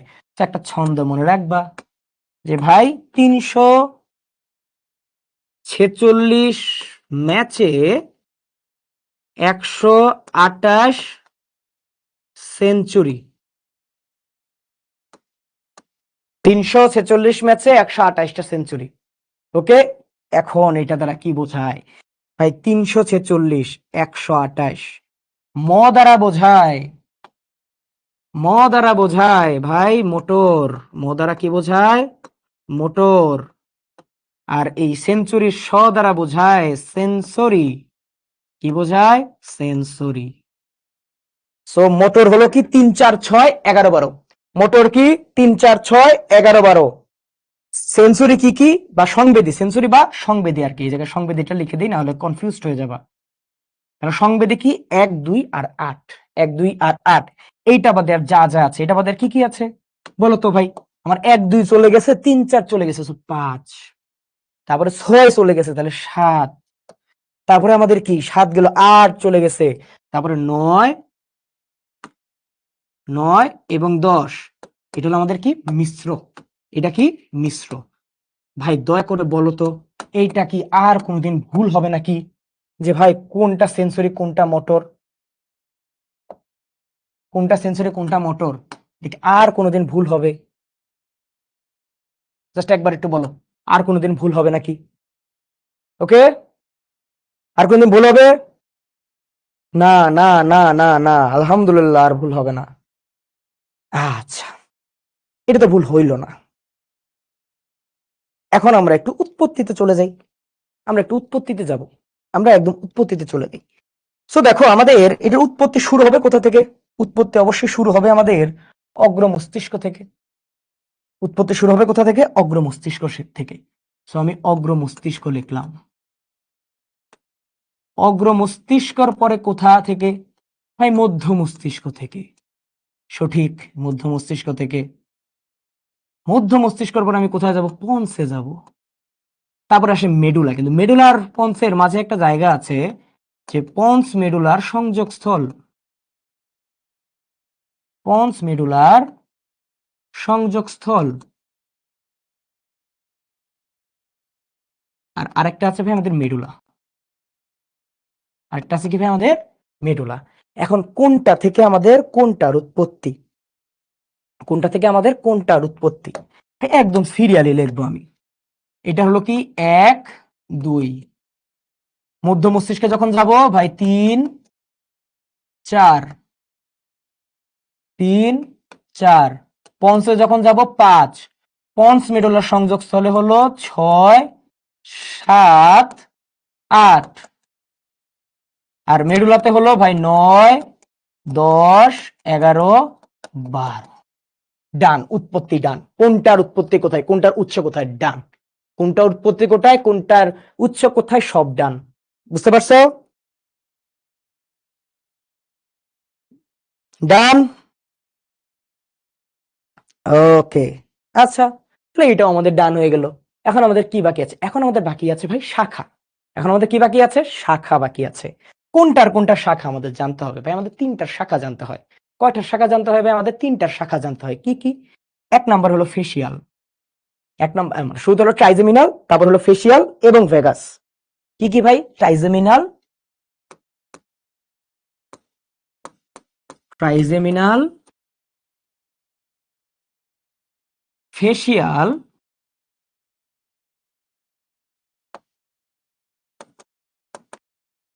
আরেকটা হলো ভেগাস। ট্রাইজেমিনাল, ফেসিয়াল আর ভেগাস। এখন এইটা মনে রাখারও ছন্দ আছে। এইটার মনে রাখারও ছন্দ আছে। কি? ট্রাইজেমিনাল আমরা মনে রাখি মম দ্বারা, ফেসিয়াল মনে রাখি পিএইচ দ্বারা, আর ভেগাস, ভেগাসের অপর নাম কি? নাম দ্বারাই আমরা বুঝবো, নিউমোগ্যাস্ট্রিক। নিউমোগ্যাস্ট্রিক। কিভাবে কোনটা থেকে কি নামে সব বুঝাই দেব, কোনো টেনশনই নাই, টেনশন করো না। ওকে, আচ্ছা, তাহলে এখন আমাকে বলো এই মম দ্বারা কি বোঝায়? মম দ্বারা আমাদের কি কি বোঝায়? এই মম দ্বারা বোঝায়, এই এম দ্বারা বোঝায় হলো মেক্সিলারি,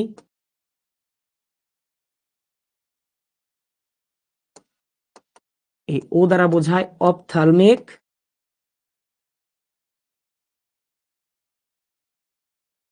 এই আরেক এম দ্বারা বোঝায় ম্যান্ডিবুলার। আরেক এম দ্বারা কি বোঝায়? ম্যান্ডিবুলার। ওকে, ফেসিয়াল, ফেসিয়াল কি মুখ না? মুখের ভিতর কি আছে? শব্দ, শব্দ হয় না? কোথায় শব্দ হয়? তালু। এই পি দ্বারা বোঝায় প্যালাটাইন। আর এইচ দ্বারা বোঝায় হায়োম্যান্ডিবুলার।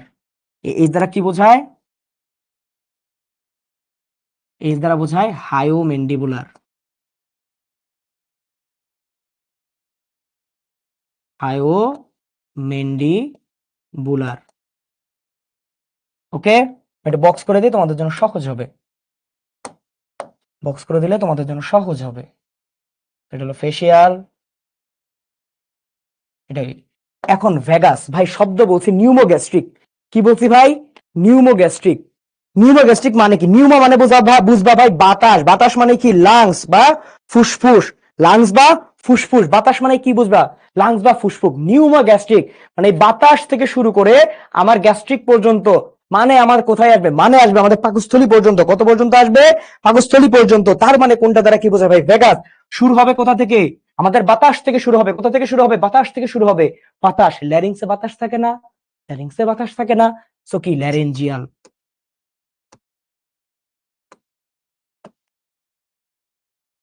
ল্যারিঞ্জিয়াল। ল্যারিঞ্জিয়াল, ল্যারিংসের দুই পাশে কি থাকে? ফুসফুস। কি থাকে? ফুসফুস। So pulmonary. সো কি? পালমোনারি। তো কি? পালমোনারি। ফুসফুস, দুই ফুসফুসের মাঝখানে কি থাকে? হৃৎপিণ্ড। So cardiac. সো কি? কার্ডিয়াক। সো কি? কার্ডিয়াক। একটু উপরে তুলে দেই। সো কি? কার্ডিয়াক। ওকে। আর লাস্টলি কি? গ্যাস্ট্রিক তো আসতে হবে, মানে পাকস্থলী। সো এটা হবে গ্যাস্ট্রিক। কি হবে? গ্যাস্ট্রিক। বুঝতে পারছো কি পারো নাই? বুঝতে পারছো কি পারো নাই? বুঝতে পারছো কি পারো নাই বলো। বুঝতে পারছো কি পারো নাই বলো। জাস্ট বলো এতক্ষণে এইটুক সময় যা পড়াইছে বুঝতে পারছো কি পারো নাই? শাখা থেকে শুরু করে, উৎপত্তি থেকে শুরু করে সব ক্লিয়ার? ক্লিয়ার? এইখান থেকে ভাই তোমার প্রশ্ন আসবেই। এরপর আমাদের জাস্ট একটা জিনিস বাদ আছে, সেটা কি? কাজ বাদ আছে। কি বাদ আছে? কাজ বাদ আছে। কাজও তোমাকে পড়াই দিচ্ছি, তুমি জাস্ট এইটুকু বলো বুঝতে পারছো কিনা। এটুকু বুঝতে পারছো? কাজ হলো নাম দিয়েই, কাজ হলো ভাই নাম দিয়েই। তুমি নাম দিয়েই কাজ বুঝতে পারবা। কাজ বোঝার জন্য অত রকেট সায়েন্স লাগবে না। ওকে, আচ্ছা বুঝতে পেরেছো। এখন এই যে আমি একটা ছন্দ পড়ছিলাম না, 346 ম্যাচে 128 সেঞ্চুরি। এখন আমি যদি সেঞ্চুরি করতে যাই, ধরো আমি ব্যাট করতেছি, ব্যাট করতেছি, আমি বল না দেখে কি আমি কিছু করতে পারবো? ধরো আমি এই যেরকম ভাবে মারলাম, তাহলে কি আমার চোখ সঞ্চালন হবে না? আমার চোখ কি ঘুরবে না? চোখ কি ঘুরবে নাকি ঘুরবে না? চোখ ঘুরবে। এবং তুমি এখান থেকে মনে রাখবা যে ভাই আমার এই 346 যে 46, এইটা দ্বারা বোঝায় অক্ষি গোলকের সঞ্চালন। এটাতে কি ভাই? অক্ষি গোলকের সঞ্চালন। এবং মনে রাখবা যে ভাই আমাদের 3, 4 এবং 6 এরা হলো ভাই অক্ষি গোলকের সঞ্চালন করে। কি করে ভাই? অক্ষি গোলকের সঞ্চালন করে। ওকে, সো 3, 4, 6 কি করে? অক্ষি গোলকের সঞ্চালন করে। কাজ অনেকটা আগায় গেছে আমাদের। কাজ আগায় গেছে না? সো প্রকৃতি, নাম, উৎস, শাখা। শেষ? শেষ? শেষ, শেষ, শেষ। এখন দেখো ভাই আমার মিশ্র কয়টা আছে? মিশ্র আছে আমাদের 4টা। মিশ্র কয়টা আছে? 4টা। 5, 7, 9, 10। আমি ভাই 5, 7 আর 10 নাম্বারটা পড়ছি, 9 নাম্বারটা পড়লাম না কেন? ভাই দেখো গ্লসোফ্যারেঞ্জিয়াল শব্দটা দেখো, গ্লসোফ্যারেঞ্জিয়াল। গ্ল, গ্লসো, গ্লসো বলতে বোঝায় জিহবা। গ্লসো বলতে কি বোঝায়? জিহবা। ফ্যারেঞ্জিয়াল বলতে কি বোঝায়? ফ্যারিংস বা গলবিল। তার মানে দুইটা যেহেতু এই জায়গায় যুক্ত, তার মানে এই গ্লসোফ্যারেঞ্জিয়ালটা কি? মিশ্র। গ্লসোফ্যারেঞ্জিয়ালটা কি? মিশ্র। ডান? ওকে, তাহলে আমরা টেবিলে যেতে পারি। জাস্ট কাজটা তোমাকে বোঝানোর জন্য। এখন আমি যা বোঝাবো জাস্ট কাজ, কারণ এখানে যা বোঝানো সব শেষ। তো কাজগুলো দেখি। তো এখানে তুমি সব পারবা। আর বিস্তার জিনিসটা কি আমি তোমাকে বলি। বিস্তার কি ভাই? তুমি কাজ যেখানে সেখানেই বিস্তার, যেখানে কাজ সেখানেই বিস্তার। সো তোমার যদি কাজ হয় পাকস্থলীতে, সো তার মানে ওই বিস্তারটা পাকস্থলী পর্যন্ত যাবে। কাজ যদি হয় তোমার জিহবায়, সো বিস্তারটা জিহবায় যাবে। তো এই জিনিসটা সহজ। তো দেখো বিস্তার তুমি এমনি পারবা, আমি তোমাকে কাজটা বুঝাই দেবো। অলফ্যাক্টরি। অলফ্যাক্টরি মানে কি? অলফ্যাকশন মানে ঘ্রাণ নেওয়া। কি নেওয়া? ঘ্রাণ নেওয়া। তার মানে থাকবে কোথায়? নাকে থাকবে। কাজ হলো ঘ্রাণ অনুভূতি মস্তিষ্কে পাঠানো। ভাই দেখো 1, 2, 8 সেন্সরি নাম্বার সংবেদী না? সংবেদী মানে কি? সে একটা অনুভূতি মস্তিষ্কে পাঠাবে। সংবেদী মানে কি? সে একটা অনুভূতি কোথায় পাঠাবে? মস্তিষ্কে পাঠাবে। তো এই জায়গায় অনুভূতি মস্তিষ্কে পাঠানোর সংবেদীর কাজ, তার মানে 1, 2, 8 সেম কাজটা করবে। ওকে, তাহলে দেখো ঘ্রাণ অনুভূতি মস্তিষ্কে পাঠানো অলফ্যাক্টিভ। অপটিক, অপটিক মানে কি বুঝি? চোখ। অপটিক মানে কি বুঝি? চোখ। সো চোখ মানে কি? সে হলো দর্শন অনুভূতি মস্তিষ্কে পাঠাবে। দর্শন অনুভূতি কোথায় পাঠাবে? মস্তিষ্কে পাঠাবে। তো একের কাছে, দুইয়ের কাছে, 3 নাম্বার, 4 নাম্বার আর 6 নাম্বার আমরা পারি না। 346 তার মানে অক্ষিগোলকের সঞ্চালন। 3 এর কাছে অক্ষিগোলকের সঞ্চালন, 4 এর অক্ষিগোলকের সঞ্চালন, 6 এরও তাই। এখন বিস্তারটা এক একটা এক এক পেশিতে, কিন্তু সবগুলো চোখের পেশি। সো এটা জাস্ট একবার পড়ে নিবা। দেন ভাই এই জায়গায় আমাদের 5 নাম্বারটা আছে ট্রাইজেমিনাল। ট্রাইজেমিনালের আমাদের 3টা ছিল না? ট্রাইজেমিনালে কি ছিল? 3টা ছিল। 3টা কি কি? আমাদের ম্যাক্সিলারি, অপথ্যালমিক, ম্যান্ডিবুলার। ট্রাইজেমিনালের কাজ কি? কাজ যেহেতু মিশ্র এবং তার সাথে দেখো সংবেদ এবং মিশ্র দুইটাই আছে, তার মানে সংশ্লিষ্ট অঙ্গ থেকে সংবেদটা মস্তিষ্কে বাড়বে, এইটাই কাজ। সংশ্লিষ্ট অঙ্গ থেকে সংবেদনটা মস্তিষ্কে বাড়াবে। ডান। এই যে তারপর দেখো এই আমাদের লাস্টের যেটা ম্যান্ডিবুলার, এটা জাস্ট তাপ, চাপ, স্পর্শ, সংবহন, এটা আসে না, এটার কাজ আসে না, এটা জাস্ট শাখাগুলো আসে। নিচের কোনটি ট্রাইজেমিনালের শাখা নয়? প্রশ্ন আসে। নিচের কোনটা ট্রাইজেমিনালের অংশ নয়? ভাই মিশ্রের ক্ষেত্রে 11 আর 12 অংশ হলো না কেন? 11 আর 12 নাম্বারটা হলো মোটর, 11 12 নাম্বারটা হলো মোটর। ওকে, তারপর অ্যাবডুসেন্স কি বলছে? এটা 6 নাম্বার না? 6 মানে অক্ষিগোলকের সঞ্চালন। 6 মানে কি? অক্ষিগোলকের সঞ্চালন। ডান। এরপর আসে আমাদের ফেসিয়াল। এরপরে কি আসে? ফেসিয়াল মানে কি? দেখো প্যালাটাইন, হাইওম্যান্ডিবুলার। দেখো আমি তোমাকে বলছি শব্দ ভেঙে বায়োলজি পড়তে হবে। তোমার বায়োলজি তোমার জন্য সহজ হবে তখনই যখন তোমার শব্দ বুঝে পড়াটা হবে। তো দেখো ওই জায়গায় পি দ্বারা বুঝছিলাম প্যালাটাইন। প্যালাটাইন কি? মুখবিবরের ছাদ না? সো বিস্তার হবে মুখবিবরের ছাদ। কোথায়? মুখবিবরের ছাদ। সো এটা কাজ কি হবে? স্বাদ গ্রহণ। জিহ্বার অপোজিটে থাকে, সো কাজ হলো স্বাদ গ্রহণ। কাজটা কি? স্বাদ গ্রহণ। ডান। দেন হায়োমেন্ডিবুলার। মেন্ডিবল শব্দটা আছে, কি আছে? মেন্ডিবল। তার মানে এটা মুখবিবর এবং মেন্ডিবল মানে কি? নিম্ন চোয়াল। নিম্ন চোয়াল এবং মুখবিবর জুড়ে থাকবে। এবং এটার কাজ কি হবে? দেখো এটার কাজ কি? মেন্ডিবলের কাজ কি? এটা কি সঞ্চালন করে কাজ? সঞ্চালন করে কাজ না? সেটার কাজ হবে চর্বণ এবং গ্রীবা সঞ্চালন। কাজ কি হবে? চর্বণ এবং গ্রীবা সঞ্চালন। ওকে, ডান। দেন দেখো অডিটরি। অডিটরির অপর নাম তোমাকে পড়তে বলছিলাম। অডিটরির অপর নাম তোমাকে পড়তে বলছিলাম। অপর নাম কি ছিল? ভেস্টিবুলো ককলিয়ার। ভেস্টিবুলো ককলিয়ার। দেখো ভেস্টিবুলো, ভেস্টিবল আর ককলিয়া আমরা পড়ছি না চ্যাপ্টার 8 এ? যারা ফুল সিলেবাসটা পড়ছো, ভেস্টিবল কিসে কাজ করে? ভেস্টিবল ভারসাম্য রক্ষা করে, ককলিয়া শ্রবণে সাহায্য করে। সো এটার কাজ কি হবে? দেখো ভেস্টিবলও থাকবে, ককলিয়াও থাকবে, তার মানে এটার কাজ হবে শ্রবণ এবং ভারসাম্য রক্ষা। এবং ভেস্টিবল এবং ককলিয়া কোথায় থাকে? অন্তঃকর্ণে থাকে। কোথায় থাকে? ইনার এয়ার বা অন্তঃকর্ণে। ইনার এয়ার এবং অন্তঃকর্ণে। ওকে, সো এটা কোথায় থাকবে? শ্রবণ এবং ভারসাম্য রক্ষা করবে, অন্তঃকর্ণে থাকবে। মোটরের কাজ হলো ভাই আমার ব্রেইন বা স্পাইনাল কর্ড থেকে আজ্ঞাটা আমাদের ইফেক্টর অর্গান বা অঙ্গে পাঠানো। আর আমাদের এই যে সংবেদী সেটা কি করে? রিসেপ্টর থেকে ব্রেইনে পাঠায় বা মানে স্পাইনাল কর্ডে পাঠায়। ডান। গ্লসোফেরেঞ্জিয়াল। ভাই শব্দেই আছে। গ্লসো মানে কি? জিহবা, ফেরেঞ্জিয়াল মানে গলবিল। এটা থাকবে কই? জিহবা এবং গলবিলে থাকবে। কোথায় থাকবে? জিহবা এবং গলবিল। কাজ কি হবে? জিহবার কাজ কি? স্বাদ গ্রহণ। জিহবার কাজ কি? স্বাদ গ্রহণ। এবং এটা যেহেতু মিশ্র, মিশ্র মানে এটা মোটরও থাকবে, সংবেদীও থাকবে। সো স্বাদ গ্রহণ করবে সংবেদী, আর জিহবাকেও সঞ্চালন করবে, গলবিলকেও সঞ্চালন করবে। ডান। গ্লসো মানে জিহবা, ফেরেঞ্জিয়াল মানে গলবিল। সো জিহবা এবং গলবিলের সঞ্চালন। ডান। দেন আমাদের ভেগাস। ভেগাসের নাম কি ভাই? নিউমোগ্যাস্ট্রিক। এবং মনে রাখবা এটা সবচেয়ে লম্বা এবং দীর্ঘ স্নায়ু। এটা কি ভাই? সবচেয়ে লম্বা এবং দীর্ঘ স্নায়ু। এটার অপর নাম হলো ক্ষুধার্ত স্নায়ু। এটার অপর নাম কি? ক্ষুধার্ত স্নায়ু। সো এটা কোথায় থাকে? ল্যারিঞ্জিয়াল মানে ষড়যন্ত্রে, কার্ডিয়াক মানে হৃৎপিণ্ডে, গ্যাস্ট্রিক মানে পাকস্থলী, পালমোনারি মানে ফুসফুস। এটার কাজ কি হবে? যেই অঙ্গে আছে সেই অঙ্গের কার্যকারিতা নিয়ন্ত্রণ। যে অঙ্গে আছে সেই অঙ্গের কার্যকারিতা নিয়ন্ত্রণ। তারপরে দেখো আমাদের কি? Spinal accessory. স্পাইন। ভাই স্পাইন কোন বরাবর থাকে? স্পাইনে আমাদের মাথার যে আমাদের অক্সিপিটাল অস্থিটা পড়ছি না আমরা? অক্সিপিটাল অস্থি। অক্সিপিটালে একটা ফোরামেন ছিল না? কি বলছিলাম? ফোরামেন ম্যাগনাম বলছিলাম, যেটা দিয়ে আমাদের সুষুম্নাকাণ্ড নেমে যায়।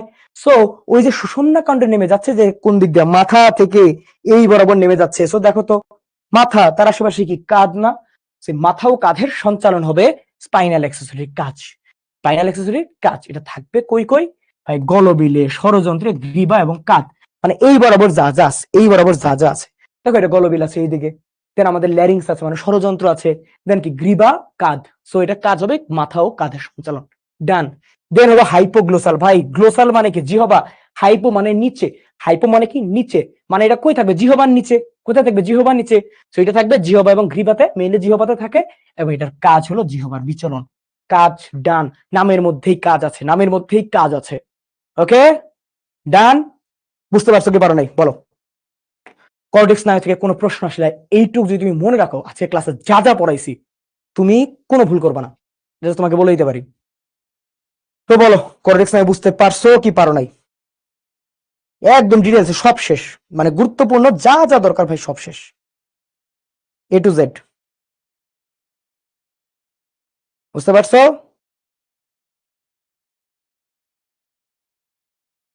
ওকে, পারবা পারবা পারবা পারবা, আলহামদুলিল্লাহ। একজন বলছো ভাই নো লুক ব্যাটিং, ভাই নো লুক শট গুলা তো কি হয় জানো, বল কোথায় পড়তেছে সে দেখে, সে দেখেই তারপর মারে, কিন্তু মারার পরে স্টাইল ধরে পিছনে তাকায় না, সে হলো সামনে তাকায় থাকে, জাস্ট এইটুকুই। ক্লিয়ার এন্ড ডান, আলহামদুলিল্লাহ। ওকে, আচ্ছা।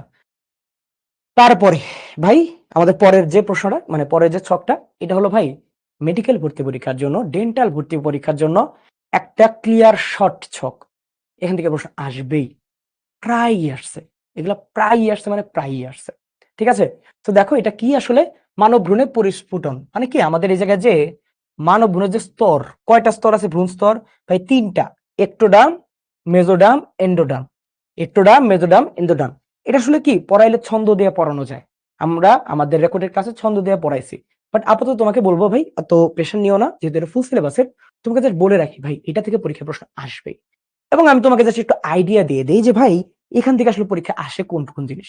সর্বপ্রথম যে জিনিসটা, যে ভাই নিচের কোনটি, বা ধরো আসবে যে ভাই চোখ কোনটা থেকে উৎপত্তি হয়, আসবে একটোডার্ম থেকে নিচের কোনটি উৎপত্তি হয়, কোনটি উৎপত্তি হয় না, প্রশ্ন আসবে এরকম। তো দেখো একটোডার্ম শব্দের মধ্যেই আছে বাহিরের দিকে, শব্দের মধ্যে কি আছে বাহিরের দিকে। তো এখান থেকে আমরা কি পাবো, এখান থেকে আমরা বাহিরের যে ত্বক, এপিডার্মাল অংশ, এগুলো আমরা পাবো। দেন পাবো নখ, খুর, আইস, এগুলো কি শিন্টিং, এগুলো তো বাহিরের অংশ। দেন আমরা পাবো চোখ এবং অন্তঃকর্ণ, চোখ এবং অন্তঃকর্ণ, এবং যেটা সবচেয়ে বেশি আসে সেটা হলো স্নায়ু, কেন্দ্রীয় স্নায়ুতন্ত্র। কি ভাই? কেন্দ্রীয় স্নায়ুতন্ত্র, এটা বেশিবার আসে। স্নায়ু আসলে আমরা কোনটা পাই, বা স্নায়ুতন্ত্র আমরা কোনটা থেকে পাই? একটোডার্ম থেকে পাই। কোনটা থেকে পাই? একটোডার্ম। মনে রাখবা। আর হলো দাঁতের যে দুটো অংশ, যে দাঁতের এনামেল, এই এনামেলটা আসে হলো আমাদের একটোডার্ম থেকে। এনামেল, এনাম ভাই, এনামেল। দেখো এনাম ভাই বা এনামেল যেটা আছে শব্দের মধ্যে আছে এ, তো এটা হলো একটোডার্ম থেকে আসবে। আর আরেকটা যেটা আছে দাঁতের ডেন্টিন, সেই দাঁতের ডেন্টিন কোথা থেকে আসে? আমাদের মেজোরাম থেকে আসে। সহজ, বুঝতে পারছো? সো তারপর দেখো মেজোরাম থেকে কোনটা আসে? পেশি আসে, সো পেশিতন্ত্র আসবে, রক্ত সংবহন তন্ত্র আসবে, আমাদের আসবে হলো কি লসিকা তন্ত্র। ওকে, এই তন্ত্রগুলো সবচেয়ে বেশি পরীক্ষায় আসে, কঙ্কাল তন্ত্র, রক্ত সংবহন তন্ত্র, লসিকা তন্ত্র। এছাড়াও ভাই সিলোমিক এপিথেলিয়াম, মেজেন্টারি, ইউস্টেশিয়ান নালী, মধ্যকণের আবেদন, এবং এই যে দেখো ডার্মিস, নোটোকট, মেরুদণ্ড, এই যে দাঁতের ডেন্টিন। সো ডেন্টিনটা আসবে মেজোডার্ম থেকে, কোনটা থেকে? মেজোডার্ম থেকে। এবং আমাদের যে অন্তঃকর্ণ, এবং এই জায়গায় দাঁতের এনামেল না শব্দে আছে এ, সো আসবে একটোডার্ম থেকে। তারপর পাকস্থলী যা যা আছে, রেচন জননতন্ত্রের অধিকাংশ, এটা কোথা থেকে আসে? মেজোডার্ম থেকে। খাড়া মুখস্থ করবা, এটা মুখস্থ করতে হবে, এটা আসবেই, এটা পরীক্ষা আসবেই। দেন আমাদের এন্ডোডার্ম, এন্ডোডার্ম কি একদম ভিতরের জিনিসপত্র, যেমন শ্বসন তন্ত্র, প্রজনন তন্ত্র, রেচন নালী, মূত্রথলি, মূত্রনালীর আবরণ, পরিপাক নালী, মধ্যকর্ণের আবরণ, টনসিল, থাইরয়েড, প্যারাথাইরয়েড, থাইমাস, গ্রন্থি, যকৃৎ, অগ্নাশয়, সবকিছু আছে কি থেকে ভাই? এন্ডোডার্ম। তো তোমাকে আবার বলছি, একটোডার্ম থেকে কোনটা আসে, মেজোডার্ম থেকে কোনটা আসে, এন্ডোডার্ম থেকে কোনটা আসে, ঠাড়া মুখস্থ, কোনো ধরনের ভুল করা যাবে না। ওকে, এখান থেকে পরীক্ষা প্রশ্ন আসবেই, এখান থেকে শিওর শট, এখান থেকে পরীক্ষা আসবেই, এটা মিস হয় না। তুমি পরীক্ষা দিতে যাবা, সো তুমি যতগুলা পরীক্ষা দিবা, আমি তোমাকে এখন বলতেছি তুমি লিখে নাও, এটা থেকে কোনো না কোনো জায়গায় প্রশ্ন আসবে, আসবেই, এর কোনো মিস নাই। ওকে, ডান। দেন ভাই জাতীয় কর্মসূচি অনুযায়ী টিকাদানের রূপরেখা, ভাই আমাদের যে আজমু স্যারের বইতে লেটেস্ট ছক, ঠাড়া মুখস্থ, এটার মধ্যে কিছু চেঞ্জেস আছে, সমস্যা নাই। প্রশ্ন এখান থেকে আসে মেইনলি, যে ভাই আমাদের জন্মের 1 মাসের মধ্যে বা জন্মের সাথে সাথে কোনটা দিতে হয় ভাই? বিসিজি দিতে হয়। আর 1 মাসের মধ্যে দিতে হয় ওপিভিও, মানে ওপিভিও মানে কি একদম ইনিশিয়াল যে ডোজ। দেন 6 সপ্তাহ বয়সে দিতে হয় ডিপিটি, তারপর ওপিভি 1, 10 সপ্তাহ বয়সে ডিপিটি 2, ওপিভি 2, 14 সপ্তাহ বয়সে হলো ডিপিটি 3, ওপিভি 3। মাস্ট ভাই, এখান থেকে পরীক্ষা প্রশ্ন আসবে, এবং 4 সপ্তাহ গ্যাপে গ্যাপে গ্যাপে গ্যাপে গ্যাপে।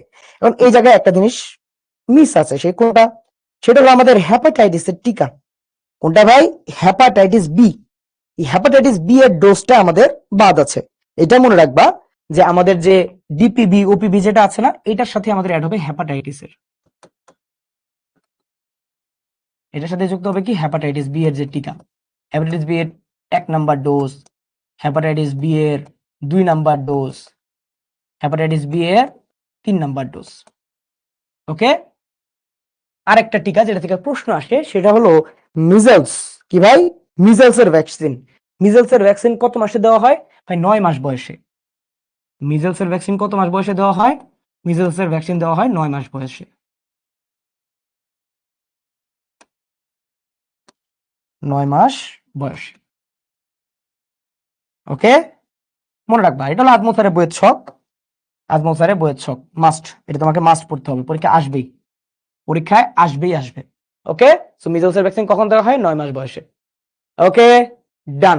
4 সপ্তাহ পর পর কোনটা কোনটা জন্মের সময় কোনটা দেওয়া হয়? বিসিজি দেওয়া হয়। আর তোমার জন্মের 1 মাসের মধ্যে বিসিজি অথবা ওপিবি ও দিতে হয়, দুইটা দিতে হয়। সো কোনটা কি মাস্ট মনে রাখবা, কোনটার ফুল ফর্ম কি এটাও মাস্ট মনে রাখবা। ওকে, ডান। দেন ব্লাড গ্রুপিং ভাই অস্বাভাবিক রকমের গুরুত্বপূর্ণ, অস্বাভাবিক রকমের গুরুত্বপূর্ণ ভাই। ব্লাড গ্রুপ, ব্লাড গ্রুপ আমরা সবাই পারি, কিন্তু সবাই আবার অনেক সময় ভুল করি। সহজ জিনিস আমরা বেশি ভুল করি, এটা মনে রাখবো, আমরা কিন্তু সহজ জিনিস বেশি ভুল করি। তো দেখো আমাদের বলছে এ ব্লাড গ্রুপ কোনটা কত পার্সেন্ট, এটা প্রতি এডিশনে চেঞ্জ করে।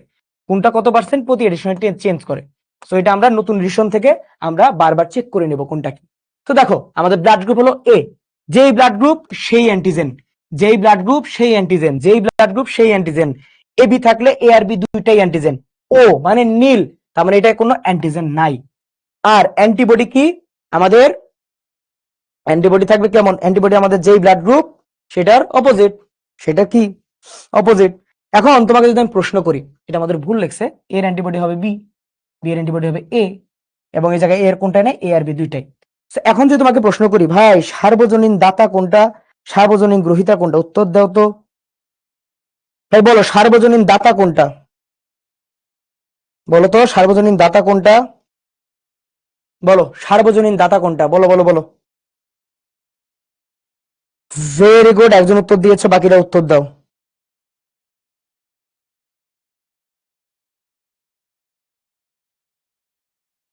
বাকিরা উত্তর দাও। ভেরি গুড, সার্বজনীন দাতা হলো আমাদের ও, সার্বজনীন গ্রহীতা হলো এবি। আর যদি আমরা পজিটিভ নেগেটিভে যাই, মনে রাখবা সার্বজনীন দাতা হলো ও নেগেটিভ। সার্বজনীন দাতা কোনটা? ও নেগেটিভ। আর সার্বজনীন গ্রহীতা হলো এবি পজিটিভ। সার্বজনীন গ্রহীতা কি? Obi positive. ওকে,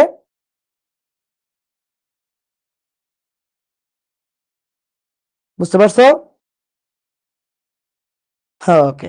তো এই জায়গায় কি যে ভাই আমাদের ও, ও হলো কি? সার্বজনীন দাতা। আমি আরেক জায়গায় একটু লিখে দিই স্পষ্ট করে, তাহলে তোমাদের জন্য সহজ হবে। তাহলে তোমাদের জন্য সহজ হবে জিনিসটা কি, যে ভাই সার্বজনীন দাতা, সার্বজনীন গ্রহীতা। বলো তো সবচেয়ে বেশি রেয়ার গ্রুপ আমরা কোনগুলাকে বলি? সবচেয়ে বেশি রেয়ার গ্রুপ কোনটাকে বলি ভাই? নেগেটিভ গ্রুপ গুলাকে বলি না?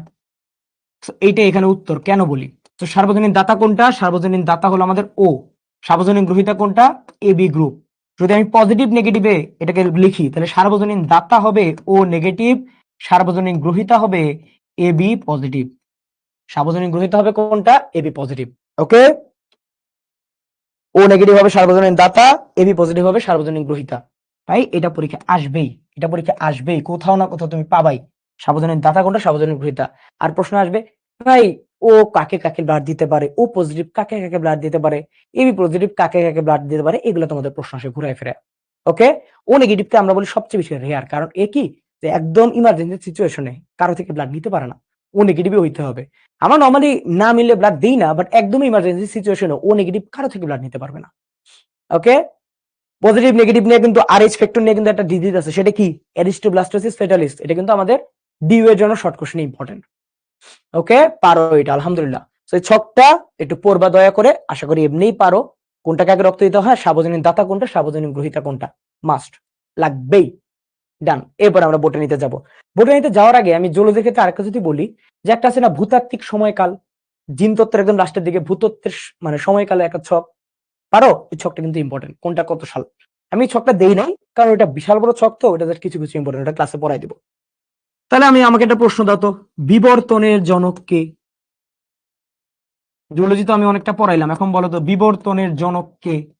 দেখি কে উত্তর দিতে পারো। বিবর্তনের জনককে উত্তর দাও, বিবর্তনের জনককে বলো, বিবর্তনের জনককে বলো, বিবর্তনের জনককে বলো, বিবর্তনের জনককে। দেখি কে উত্তর দিতে পারো, বিবর্তনের জনককে। ইয়াসিন ভুল দিয়েছে উত্তর। Very good Sadia, very good Mehjabin, very good Sadia. যদিও মেহজাবিন একটু বানানটা ভুল লিখছো। Nusrat Jahan Nazifa, very good, very good. Nusrat Jahan ভুল লিখছো, বাট নুসরাত জাহান নাজিফা ঠিক লিখছো, সাথে ভুল লিখছো। আমি বলে দেই, সঠিক উত্তর হলো কি ভাই? বিবর্তনের জনক হলো এমপেডক্লিস।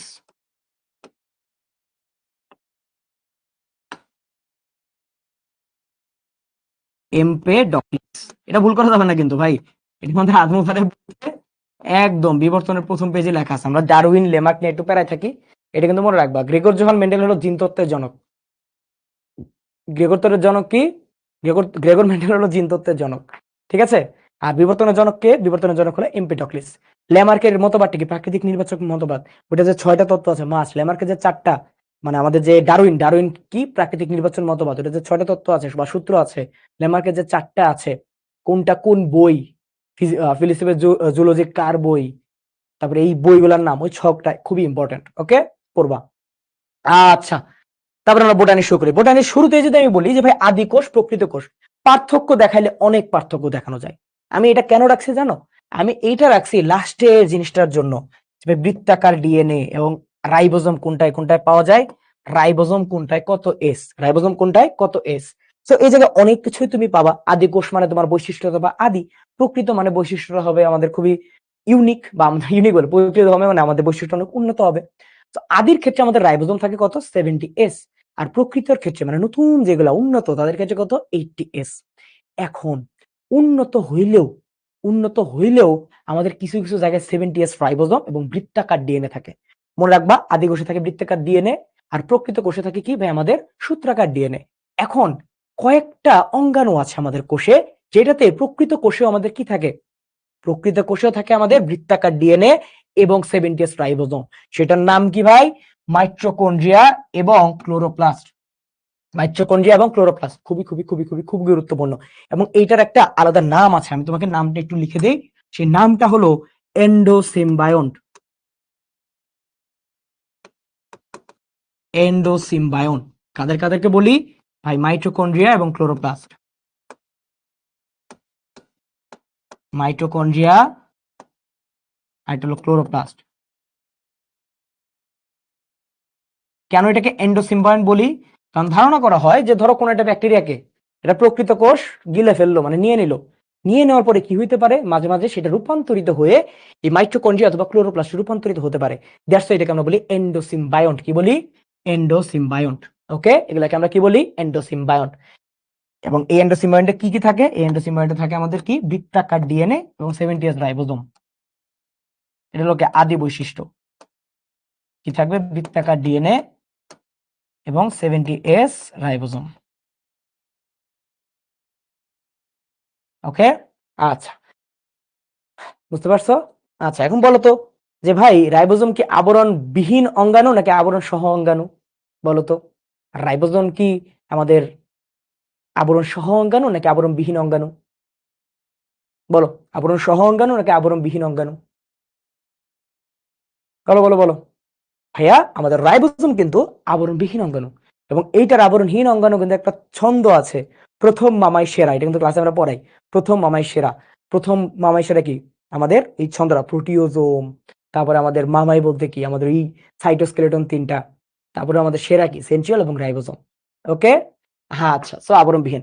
এখন এখান থেকে তোমাকে আমি আরেকটা প্রশ্ন করি, বলতো শক্তি রূপান্তরের অঙ্গাণু কোনটা? শক্তি রূপান্তরের অঙ্গাণু,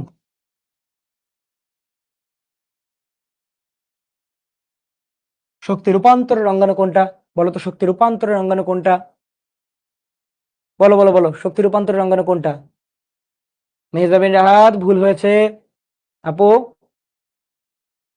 Tajin, very good very good. Mustaq ভাই, এটা প্লাস্টিড, প্লাস্টিক না। তো শক্তি রূপান্তরের অঙ্গাণু হলো ক্লোরোপ্লাস্ট। কি ভাইয়া? ক্লোরোপ্লাস্ট। কারণ সেখানে কি হয়? সেখানে আলোক শক্তিটা রূপান্তরিত হয় রাসায়নিক শক্তিতে। আলোক রূপান্তরিত হয় রাসায়নিক শক্তিতে রূপান্তরিত হয়। আর আমাদের মাইটোকন্ড্রিয়াকে powerhouse of the cell বা শক্তি তৈরির কারখানা। মাইটোকন্ড্রিয়া হলো powerhouse of the cell. এখান থেকে পড়ানোর শুরু করলে ভাই এত এত জিনিস আছে এখান থেকে প্রশ্ন আসার মতন, যে ভাই আমাদের কোনটায় শোষণ হয়, সালোক সংশ্লেষণ হয়, অনেক কিছু পড়ানো আছে, আমরা ক্লাসে সব পড়বো। আপাতত আমরা এইটুকুর মধ্যেই থাকি। তো বুঝতে পারছো আদি কোষ এবং প্রকৃত কোষের মধ্যে পার্থক্য জাস্ট আমি এই জন্যই বলেছি, কারণ তোমাকে এই জিনিসটা জানতে হবে। এই পার্থক্য কিন্তু আরো অনেক কিছু আছে। অপেরণ কোনটায় থাকে, অপেরণ থাকে হলো আদি কোষে, প্রকৃত কোষে থাকে না। সো এই জিনিসগুলো জাস্ট মাথায় রাখবা। ওকে, ডান। এখন ভিরিয়ন, ভিরয়েডস, প্রিয়ন খুবই গুরুত্বপূর্ণ। তাছাড়া আরেকটা আছে নিউক্লিয় ক্যাপসিড। এখন বলতো যে ভাই আমাদের যে ভাইরাস, আমরা যে ভাইরাস বলি বা যাই বলি, ওইটাতে আমাদের কোন কোন জিনিস থাকে, কি কি দ্বারা তৈরি হয় বলো? ভাইরাসে কি কি জিনিস দ্বারা তৈরি হয়? ভাইরাস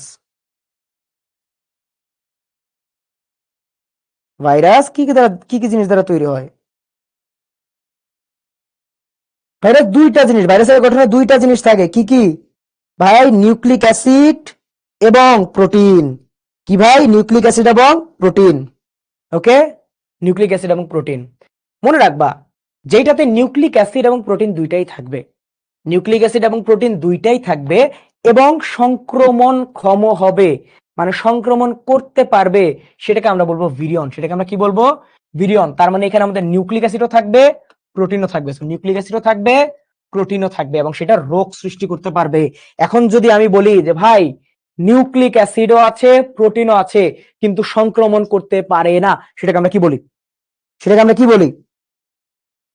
সংক্রমণ বা রোগ করতে পারে না, সেটাকে আমরা কি বলি? Very good. কি বলি ভাই? নিউক্লিয় ক্যাপসিড। কি বলি? নিউক্লিয় ক্যাপসিড। সেটাকে আমরা বলি নিউক্লিয় ক্যাপসিড। নিউক্লিয় ক্যাপসিড কি ভাই? সংক্রমণ করতে পারে না, সংক্রমণ করে না। নিউক্লিয় ক্যাপসিড কি সংক্রমণ করে না, কিন্তু এটাতে ভাই আমাদের ডিএনএও থাকে, আরএনএও থাকে, ডিএনএও থাকে, আরএনএও থাকে। এখন ভিরয়েডস আর প্রিয়ন তাহলে কি? দেখো, প্রিয়ন শব্দের মধ্যে কি প্র আছে না, প আছে না? সো মনে রাখবা প্রিয়নে থাকবে শুধু প্রোটিন, প্রিয়নে থাকবে শুধু প্রোটিন, নিউক্লিক অ্যাসিড থাকবে না। আর ভিরয়েডে প্রোটিন থাকবে না, নিউক্লিক অ্যাসিড থাকবে। কি থাকবে? নিউক্লিক অ্যাসিড থাকবে এবং নিউক্লিক অ্যাসিডের মধ্যে থাকবে আরএনএ। নিউক্লিক অ্যাসিডের মধ্যে থাকবে কি? আরএনএ। আর আমাদের যে ভিরিয়ন সেটা কিন্তু আরএনএ অথবা ডিএনএ যে কোনোটা থাকতে পারে। সো বুঝতে পারছো যে আমাদের পুরো স্ট্রাকচারটা ঠিকঠাক আছে ভাইরাসে, নিউক্লিক অ্যাসিড আছে, প্রোটিন আছে। এখন যদি সে রোগ সৃষ্টি করতে পারে সেটাকে আমরা বলবো ভিরিয়ন, এবং সে যদি রোগ সৃষ্টি করতে না পারে সেটাকে বলবো আমরা নিউক্লিক অ্যাসিড। ওকে, এখন ধরো স্ট্রাকচারটাই ইনকমপ্লিট, তার মানে সে সংক্রমণ করবেই। ধরো স্ট্রাকচারটা যদি কমপ্লিট থাকে সে তোমার সংক্রমণ করতেও পারে, নাও করতে পারে, কিন্তু যখন স্ট্রাকচারটা আমাদের ইনকমপ্লিট থাকবে তখন সে সংক্রমণ করবে। এখন যদি এমন হয় স্ট্রাকচারে শুধু আছে প্রোটিন, সেটাকে আমরা বলবো প্রিয়ন, এবং শুধু থাকে নিউক্লিক অ্যাসিড, সেটাকে আমরা বলবো ভিরিয়ন। এখন দেখো প আছে না, পতে প্রিয়ন, পতে প্রোটিন, পতে আবার কি? প্রাণী। সো এটা রোগ সৃষ্টি করবে হলো প্রাণীর। কার? প্রাণীর। আর ভিরয়েড ভ আছে, তার মানে এটা হবে শুধু উদ্ভিদ। কার? উদ্ভিদ। ওকে, বুঝতে পারছো? আচ্ছা, এখন ভিরয়েড একটা রোগ সৃষ্টি করে, ওটার নাম কি বলতো? নারিকেলের ক্যাডাং রোগ। কি ভাই? নারিকেলের ক্যাডাং রোগ। নারিকেলের ক্যাডাং রোগ। আর প্রিয়ন হলো সব উদ্ভট রোগ সৃষ্টি করে, যেমন ম্যাট কাউ, দেন হলো আমাদের স্ক্র্যাপি, ছাগলের স্ক্র্যাপি। ধরো ভেড়া ছাগলের স্ক্র্যাপি, যেমন কি আছে ভাই? স্ক্র্যাপি আছে ভেড়া ছাগলের, দেন আছে ম্যাট কাউ। আরো আমার মানে উদ্ভট রোগ আছে, যেমন কুয়েসফিল্ড আছে একটা, কুয়েসফিল্ড, কুয়েসফিল্ড। লিখে দিলে তোমাদের জন্য সহজ হবে। কি আছে ভাই? কুরু আছে, ক্রুয়েসফিল্ড আছে, কুরু আছে,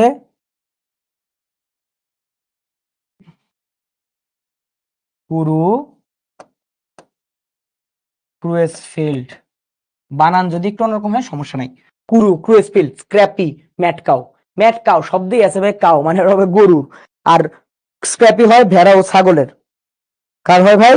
ভেড়া ও ছাগলের। ঠিক আছে, সো কোনটার রোগ কি কি, রোগগুলো আমাদের জানতে হবে, কোনটা স্ট্রাকচারে কোনটা কি কি থাকে এবং কোনটার ক্ষেত্রে কি হয়। বুঝতে পারছো? অনুজীব থেকে এখান থেকে প্রশ্ন আসবেই, আসবেই। মনে রাখবা উদ্ভট মানে এমন মানে আদব নাম, এই নামটা শুধুমাত্র প্রিয়নেই আছে। সো প্রিয়ন হলো আজব আজব নাম, আর এখানে হলো ভদ্র নাম ক্যাডাং রোগ, নারিকেলের ক্যাডাং রোগ। ওকে, আচ্ছা, তারপর এই যে ভাই হ্যাপাটাইটিস মানে ভাইরাসের বৈশিষ্ট্য, এখান থেকে সবচেয়ে গুরুত্বপূর্ণ পার্ট কোনটা জানো? সবচেয়ে গুরুত্বপূর্ণ পার্ট হলো এই যে নিউক্লিক অ্যাসিড কোনটা থাকে, জাস্ট এইটুকু পড়লেও হবে, জাস্ট এইটুকু পড়লেও হবে, কিন্তু দয়া করে তুমি বাকিগুলোও পড়বা, দয়া করে বাকিগুলোও পড়বা, কিন্তু এইটা মাস্ট। এইটা তোমার অনেকবার প্রশ্ন আসছে যে নিচের কোনটি ডিএনএ ভাইরাস, তার মাঝে ডিএনএ কোনটা ছিল? শুধুমাত্র ছিল হ্যাপাটাইটিস বি ভাইরাস, শুধু কোনটা? Hepatitis B virus. ওকে, এবং মনে রাখবা এই যে ভাই হ্যাপাটাইটিস বি এর যে আমরা টিকা দেই, এই টিকাটা হলো আজীবন সুরক্ষা দেয়, ঠিক আছে? সো এটা মাস্ট। এবং ভাইরাস পড়ার টাইমে কোনটা ডিএনএ ভাইরাস কোনটা আরএনএ ভাইরাস মাস্ট ভাই। শুধু ছন্দের উপর তোমাদের একদিন পড়াবো আমি। সো ছন্দের উপর তোমাদের যখন পড়াবো আমাদের ক্লাসগুলোতে, তো সেখানে আমি এই ডিএনএ ভাইরাস এবং আরএনএ ভাইরাসের একটা ছন্দ দিই সুন্দর। সো এই জিনিসগুলো মাথায় রাখবা, ডিএনএ ভাইরাস আরএনএ ভাইরাস এগুলো পরীক্ষা আসবেই, কোনো না কোনো জায়গায় তুমি পাবে নিচের কোনটা ডিএনএ ভাইরাস নিচের কোনটা আরএনএ ভাইরাস। সো এগুলা ভুল করা যাবে না। সো দেখো হ্যাপাটাইটিস ভাইরাস মাস্ট হলো এটা পড়বা, বাকিগুলাও পড়বা, বাকিগুলো পড়বা।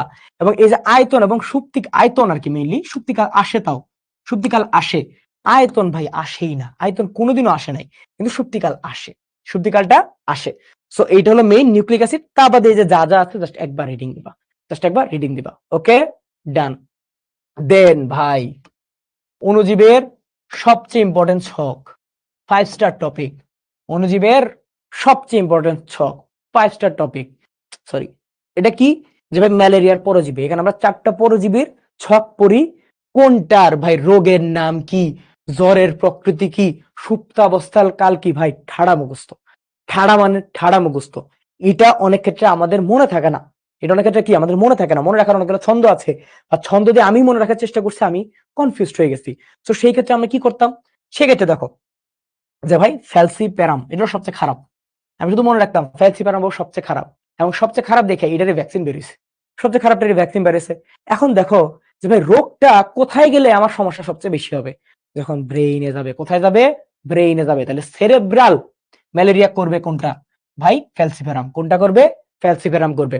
ডান, একটা ডান। ওভালি গোলাকার, এটা করবে হলো সবচেয়ে মৃদু বা মাইল্ড, সবচেয়ে মৃদু বা মাইল্ড। ওকে দেন জ্বরের প্রকৃতি, জ্বরের প্রকৃতিটা আমাদের রোগের নামের সাথে মিলে যাবে, জ্বরের প্রকৃতিটা আমাদের রোগের নামের সাথে মিলে যাবে। কেন?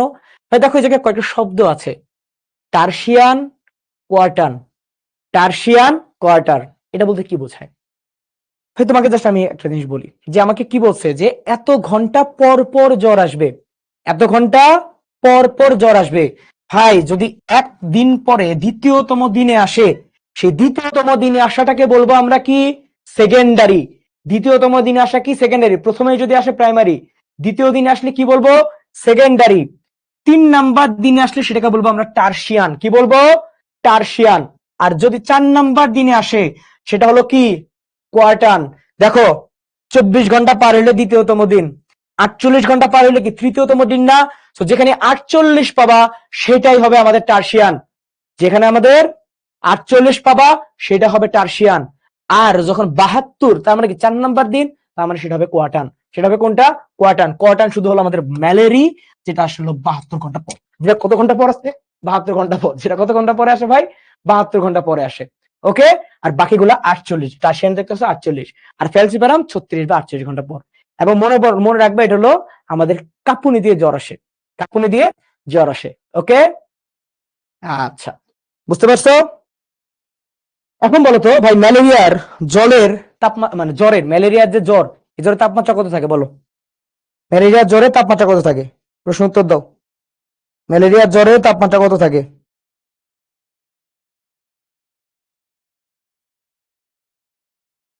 ম্যালেরিয়ার জ্বরের তাপমাত্রা কত থাকে?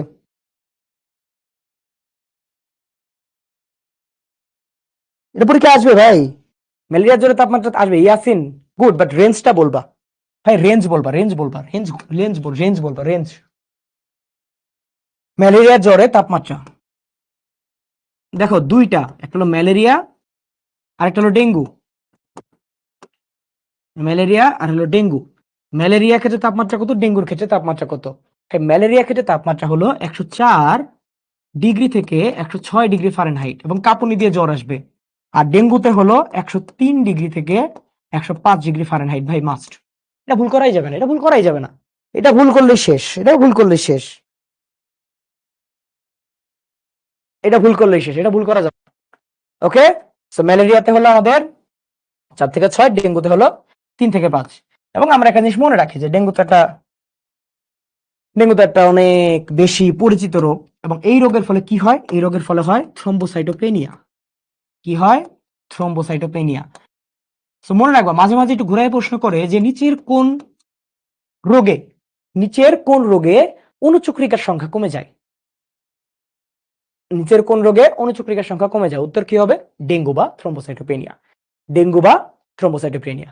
ওকে, বুঝতে পারছো? এবং ম্যালেরিয়ার যে জীবন চক্র ভাই, মশকির দেহে, মানুষের দেহে, তারপরে কোন সাইজন মাইজন যা আছে, এগুলো কিন্তু আমাদের জন্য খুব গুরুত্বপূর্ণ। আমাদেরকে ক্লাসে ডিটেলসে পড়াবো, এখনো তো পড়াচ্ছি না। বাট সাপনাস ডানা কখন পাওয়া যায়, যে ম্যালেরিয়ার যে জীবাণু আমরা শনাক্ত করি সাপনাস ডানা দ্বারা, এটা আমাদের জন্য লাগবে। ওকে, ডান। এখন হলো পুষ্পাক্ষ, আমাদের যে চ্যাপ্টার 7, মনে রাখবা এই চ্যাপ্টার 7 এর সবচেয়ে গুরুত্বপূর্ণ যে পার্টটা, এটা আমাদের আসে পরীক্ষায় 2-1 বার আসছে, বা সবচেয়ে গুরুত্বপূর্ণ কোনটা? অমরা বিন্যাস, পুষ্পপত্র বিন্যাস। এটা আমাদের জন্য খুবই গুরুত্বপূর্ণ। ঠিক আছে, অমরা বিন্যাস, পুষ্পপত্র বিন্যাস, এগুলো আসবে, প্লাসেন্টেশন, এগুলা মাস্ট, এগুলো পরীক্ষা আসেই, এগুলো খুব কম মিস হয়েছে এগুলা। সো এগুলো তো পড়বাই। আর পাশাপাশি এই যে ছকটা আছে, এই ছক থেকে তুমি পড়বা যে ভাই এই কোনটার নাম কি, কোনটার নাম কি, আর উদাহরণ। এবং এই ক্ষেত্রে আমাদের গর্ভাশয় কোথায় থাকে, এবং গর্ভাশয় অবস্থানটা কি বলি আমরা, গর্ভকোটি, গর্ভশীর্ষ, কোনটার কি, তার সাথে উদাহরণ। ভাই পরীক্ষায় আসে, এখান থেকে পরীক্ষার প্রশ্ন আসে যে ভাই হাইপোগাইনাসের উদাহরণ কোনটা, পেরিগাইনাসের উদাহরণ কোনটা, গর্ভশীর্ষের উদাহরণ কোনটা। ভাই দয়া করে এই উদাহরণগুলো পড়বা। আমি এটাতে বেশি সময় দিচ্ছি না, কারণ এটা মুখস্থই বেশি। এগুলো তুমি যদি মানে বুঝতে চাও, বুঝেও মনে রাখাটা একটু কঠিন, সেগুলো আমাদের মুখস্থ করতে হবে। এবং সেটুকু মনে রাখবা যে ভাই জবারটা সবচেয়ে বেশি পরীক্ষায় আসছে, যে ভাই হাইপোগাইনাস। আর এটা বাদে যেটা আসছে সেটা হলো আমাদের সূর্যমুখী। কোনটা? সূর্যমুখী। ওকে, আচ্ছা। তারপরে এই পোয়াসি এবং মালবাসি, এইটার আমি পার্থক্যটা কেন দিছি জানো? কেউ কি বলতে পারবা কেন পার্থক্যটা দিছি? পার্থক্যটা দিছি হলো 1 নাম্বার কারণ, সেটা হলো এইটার মধ্যে যে জিনিসগুলো আসে সেটা দেখানোর জন্য। সর্বপ্রথম ভাই যে জিনিসটা সবচেয়ে বেশি পরীক্ষায় আসে, ভাই কোনটার ফল কেমন, এটার কেরিওপসিস, আর এটা হলো বেরি, ক্যাপসুল বা সাইটোকাপসুল। প্রশ্ন আসবে পোয়াসি, এটার ফল কেমন, কেরিওপসিস। অমরা বিন্যাস কেমন, হিউজ ইম্পর্টেন্ট ভাই। অমরা বিন্যাস কেমন, মূলীয় হলো পোয়াসির ক্ষেত্রে, আর আমাদের এই মালবেসির ক্ষেত্রে কেমন, অক্ষীয়, খুবই গুরুত্বপূর্ণ। দেন আমাদের এই যে পুংস্তবক, এই জায়গায় পুংকেশর সাধারণত 3টা থাকে, ওই জায়গায় বহু। এবং এই জায়গায় আমাদের কেমন, সর্বমুখ, কেমন ভাই, সর্বমুখ। এই ক্ষেত্রে কেমন, পরাগধানী হলো সর্বমুখ, আর এটা হলো বৃত্তাকার। পরীক্ষায় আসে পরাগধানী কোনটার কেমন, কোনটায় সর্বমুখ, কোনটায় মানে বৃত্তাকার। দেন পাতার যে শিরা বিন্যাস, এটা ক্ষেত্রে হলো সমান্তরাল, পোয়াসির ক্ষেত্রে, মালবেসির ক্ষেত্রে জালিকাকার। কোনটার ক্ষেত্রে? জালিকাকার। কেন আমি এগুলা বলতেছি? তারপরে তোর স্ত্রীস্তবকে গর্ভপত্র একটা, গর্ভাশয় 1 প্রকোষ্ঠ বিশিষ্ট। এখানে গর্ভপত্র সাধারণত 5 থেকে 10টা, গর্ভাশয় সাধারণত 5। কেন বলতেছি এগুলা? ভাই তোমার প্রশ্ন আসবে জবার অমরা বিন্যাস কোনটা, ঢেঁড়সের অমরা বিন্যাস কোনটা, পাশের কোনটা, ধানের কোনটা। এখন তুমি যদি শুধুমাত্র জানো যে ভাই কোনটা পোয়াসি, কোনটা মালবেসি, তুমি এমনিই তুমি পারবা। তুমি জাস্ট পোয়াসি কোনটা আর হলো আমাদের মালবেসি কোনটা, এটা জাস্ট পড়বা। একবীজপত্রী কোনটা, দ্বিবীজপত্রী কোনটা, এইটা পড়বা। দেন ওইটারটা পড়লে দেখবা যে অনেকগুলো প্রশ্ন উত্তর হয়ে যাচ্ছে, একবারে অনেকগুলো প্রশ্ন উত্তর হয়ে যাবে, একবারেই অনেকগুলো প্রশ্ন উত্তর হয়ে যাবে। আলাদা আলাদা করে আমরা পড়ি না, এটি একবারে উত্তর হয়ে যায়। সেই জায়গায় পোয়াসির বৈশিষ্ট্য এবং মালবেসির বৈশিষ্ট্য তুমি যদি এরকম ভাবে ডিফারেন্স আকারে পড়ে নাও, সহজ হয়ে যায়। এছাড়া তুমি বই খুলবা, বইতে পোয়াসির 7-8টা বৈশিষ্ট্য দেওয়া আছে না, এজম পাশাপাশি হাসান স্যারের বইতে দেখবা মালবেসির ক্ষেত্রে পাশাপাশি পড়বা। পোয়াসির যে উদ্ভিদগুলো আছে, উদ্ভিদগুলো সাইন্টিফিক নেম পরীক্ষায় বারবার আসছে। গম, ভুট্টাটা আসছে, বাঁশ কত ধরনের পাওয়া যায়, 8 ধরনের পাওয়া যায়, বারবার আসছে। মালবেসি কোনটার কি, কোনটার উপকারিতা কি, কোনটা হলো ডায়াবেটিসের রোগে, বহুমূত্রের রোগে কোনটা, ঢেঁড়স। সো কোনটার উপকারিতা কি, কোনটা সাইন্টিফিক নেম কি, কোনটা পোয়াসি, কোনটা মালবেসি, আসবে, বারবার পরীক্ষা আসবে। বুঝতে পারছো? এটা আর একজন বলছো মেজবিন রাহাত, এটা তোমার অনেক পছন্দের চ্যাপ্টার। ভাই এটা যদি তোমার পছন্দের চ্যাপ্টার হয়, তুমি এমসিকিউ তে অনেক স্ট্রং। ইনশাআল্লাহ তুমি মেডিকেল ভর্তি পরীক্ষা অনেক ভালো করবে, আমি তোমার জন্য দোয়া করছি। ওকে, আচ্ছা। এরপরে কেলভিন চক্র, হ্যাসেনসল্যাক চক্রের পার্থক্য, এটা আমি কেন দিছি এই জায়গায়, এই জায়গায় দিছি জাস্ট তোমাকে বোঝানোর জন্য যে এইখান থেকে এমসিকিউ আসে। কোন কোন জায়গা থেকে এমসিকিউ আসে? সর্বপ্রথম প্রত্যেকটা লাইন নিয়ে প্রায় এমসিকিউ আছে। কেলভিন চক্র কোথায়? মানে কি C3 সাইকেল, আর এটা হলো C4 সাইকেল। C3 সাইকেল কোথায় হয়? শুধুমাত্র মেসোফিল কোষে হয়। শুধুমাত্র কোথায় হয়? মেসোফিল কোষ। হ্যাফেন স্ল্যাব কোথায় হয়? মেসোফিল এবং বান্ডেল শীট। মেসোফিল এবং বান্ডেল শীট। ওকে, দেন কোনটার কার্বন ডাইঅক্সাইড গ্রহীতা কে? কোনটার কার্বন ডাইঅক্সাইড গ্রহীতা কে? প্রথম কে কার্বন ডাইঅক্সাইড গ্রহণ করে? পরীক্ষায় আসে MCQ, very very very important MCQ. Then carbon dioxide fixing enzyme কোনটার কি? মানে কার্বন ডাইঅক্সাইড যে গ্রহণ করবে ওই জায়গায় কোন এনজাইমটা কাজ করবে? করলো। দেন একটা কম্পাউন্ড হবে না, সো ওই কম্পাউন্ডটার প্রথম স্থায়ী দ্রব্য কোনটা? প্রথম স্থায়ী কোনটা ভাই? C3 তে সর্বপ্রথম কার্বন ডাইঅক্সাইড নিয়ে ভাই কিটো অ্যাসিড করে, কিন্তু এটা তো অস্থায়ী। স্থায়ী যৌগ কোনটা ভাই? 3-ফসফোগ্লিসারিক অ্যাসিড। সো দেখো কার্বন ডাইঅক্সাইড গ্রহণ করতেছে কে, তারপরে কার্বন ডাইঅক্সাইড ফিক্সিং এনজাইম কে, প্রথম স্থায়ী যৌগটা কি? পরীক্ষায় বারবার আসে, C3 ক্ষেত্রে C4 ক্ষেত্রে বারবার আসে। C3 কেন C3 বলি? কারণ 3-ফসফোগ্লিসারিক অ্যাসিডের কার্বন কয়টা? 3টা। হ্যাসেন স্ল্যাগ কেন C4 বলি? কার্বন কয়টা? 4টা। ওকে, আচ্ছা আরেকটা ইন্টারেস্টিং, এই যে রুবিস্কো, রুবিস্কোকে কি বলা হয়? পৃথিবীর সবচেয়ে গুরুত্বপূর্ণ এনজাইম। পৃথিবীর সবচেয়ে গুরুত্বপূর্ণ এনজাইম। পৃথিবীর সবচেয়ে গুরুত্বপূর্ণ এনজাইম কেন বলে? কারণ ভাই এটা তো আমাদের মানে C3 সাইকেল C4 সাইকেল তো খাদ্য তৈরির জন্যই। সো এই জায়গায় কার্বন ডাইঅক্সাইডটাকে যেহেতু C3 সাইকেলে অ্যাড করতেছে রুবিস্কো এনজাইমের মাধ্যমে, দ্যাটস এটাকে আমরা বলি পৃথিবীর সবচেয়ে গুরুত্বপূর্ণ এনজাইম। ওকে, আচ্ছা। সো কোনটা কার্বন ডাইঅক্সাইড গ্রহীতাকে? ফিক্সিং এনজাইম কোনটা? স্থায়ী দ্রব্য কোনটা? মাস্ট পড়বা। এরবারে কি কি পড়বা? তুমি কোনটা কার্বক্সিলাইসকে পড়তে পারো। ক্লোরোপ্লাস্টের ধরন একই রকম হলো কেলভিন স্টকে, এখানে দুই রকম। পরীক্ষায় আসবে মাঝে মাঝে। এটা কেমন ভাবে প্রশ্ন আসে ভাই? C4 সাইকেলের ক্ষেত্রে বা হ্যাচেন স্ল্যাগ চক্রের ক্ষেত্রে কোনটা সঠিক, কোনটা সঠিক নয়? ওই জায়গায় কিন্তু দুই রকম একরকম এগুলো বারবার আসে, ঘুরে পেঁচে। দেন কোনটার আদর্শ তাপমাত্রা কত? পরীক্ষায় বারবার আসে। C3 চেয়ে C4 আমরা অতিরিক্ত তাপমাত্রায় কাজ করতে দেখবো। C4 হলো অতিরিক্ত তাপমাত্রায় কাজ করতে পারে। C4 কি ভাই? অতিরিক্ত তাপমাত্রায় কাজ করতে পারে। আর বায়ুমণ্ডলে কোনটার মানে কার্বন ডাইঅক্সাইডের পরিমাণটা কেমন? এটা হলো 50 ppm, এটা হলো 0.10 ppm পরিমাণে। সো দেখো তো প্রতিকূল পরিবেশে কোনটা সবচেয়ে ভালো কাজ করে? প্রতিকূল পরিবেশে সবচেয়ে ভালো কাজ করে কোনটা? C4। কোনটা? C4। এবং এর বাইরেও তোমাকে কি লাগবে? C3 উদ্ভিদের উদাহরণ, C4 উদ্ভিদের উদাহরণ মাস্ট। ওকে, C3 উদাহরণ, C4 এর উদাহরণ আসবেই পরীক্ষায়, আসবেই আসবে। C3 এবং C4 এর উদাহরণ ভাই পরীক্ষা আসবেই, যে কোনো মূল্যে আসবে, কোথাও না কোথাও তুমি পাবাই।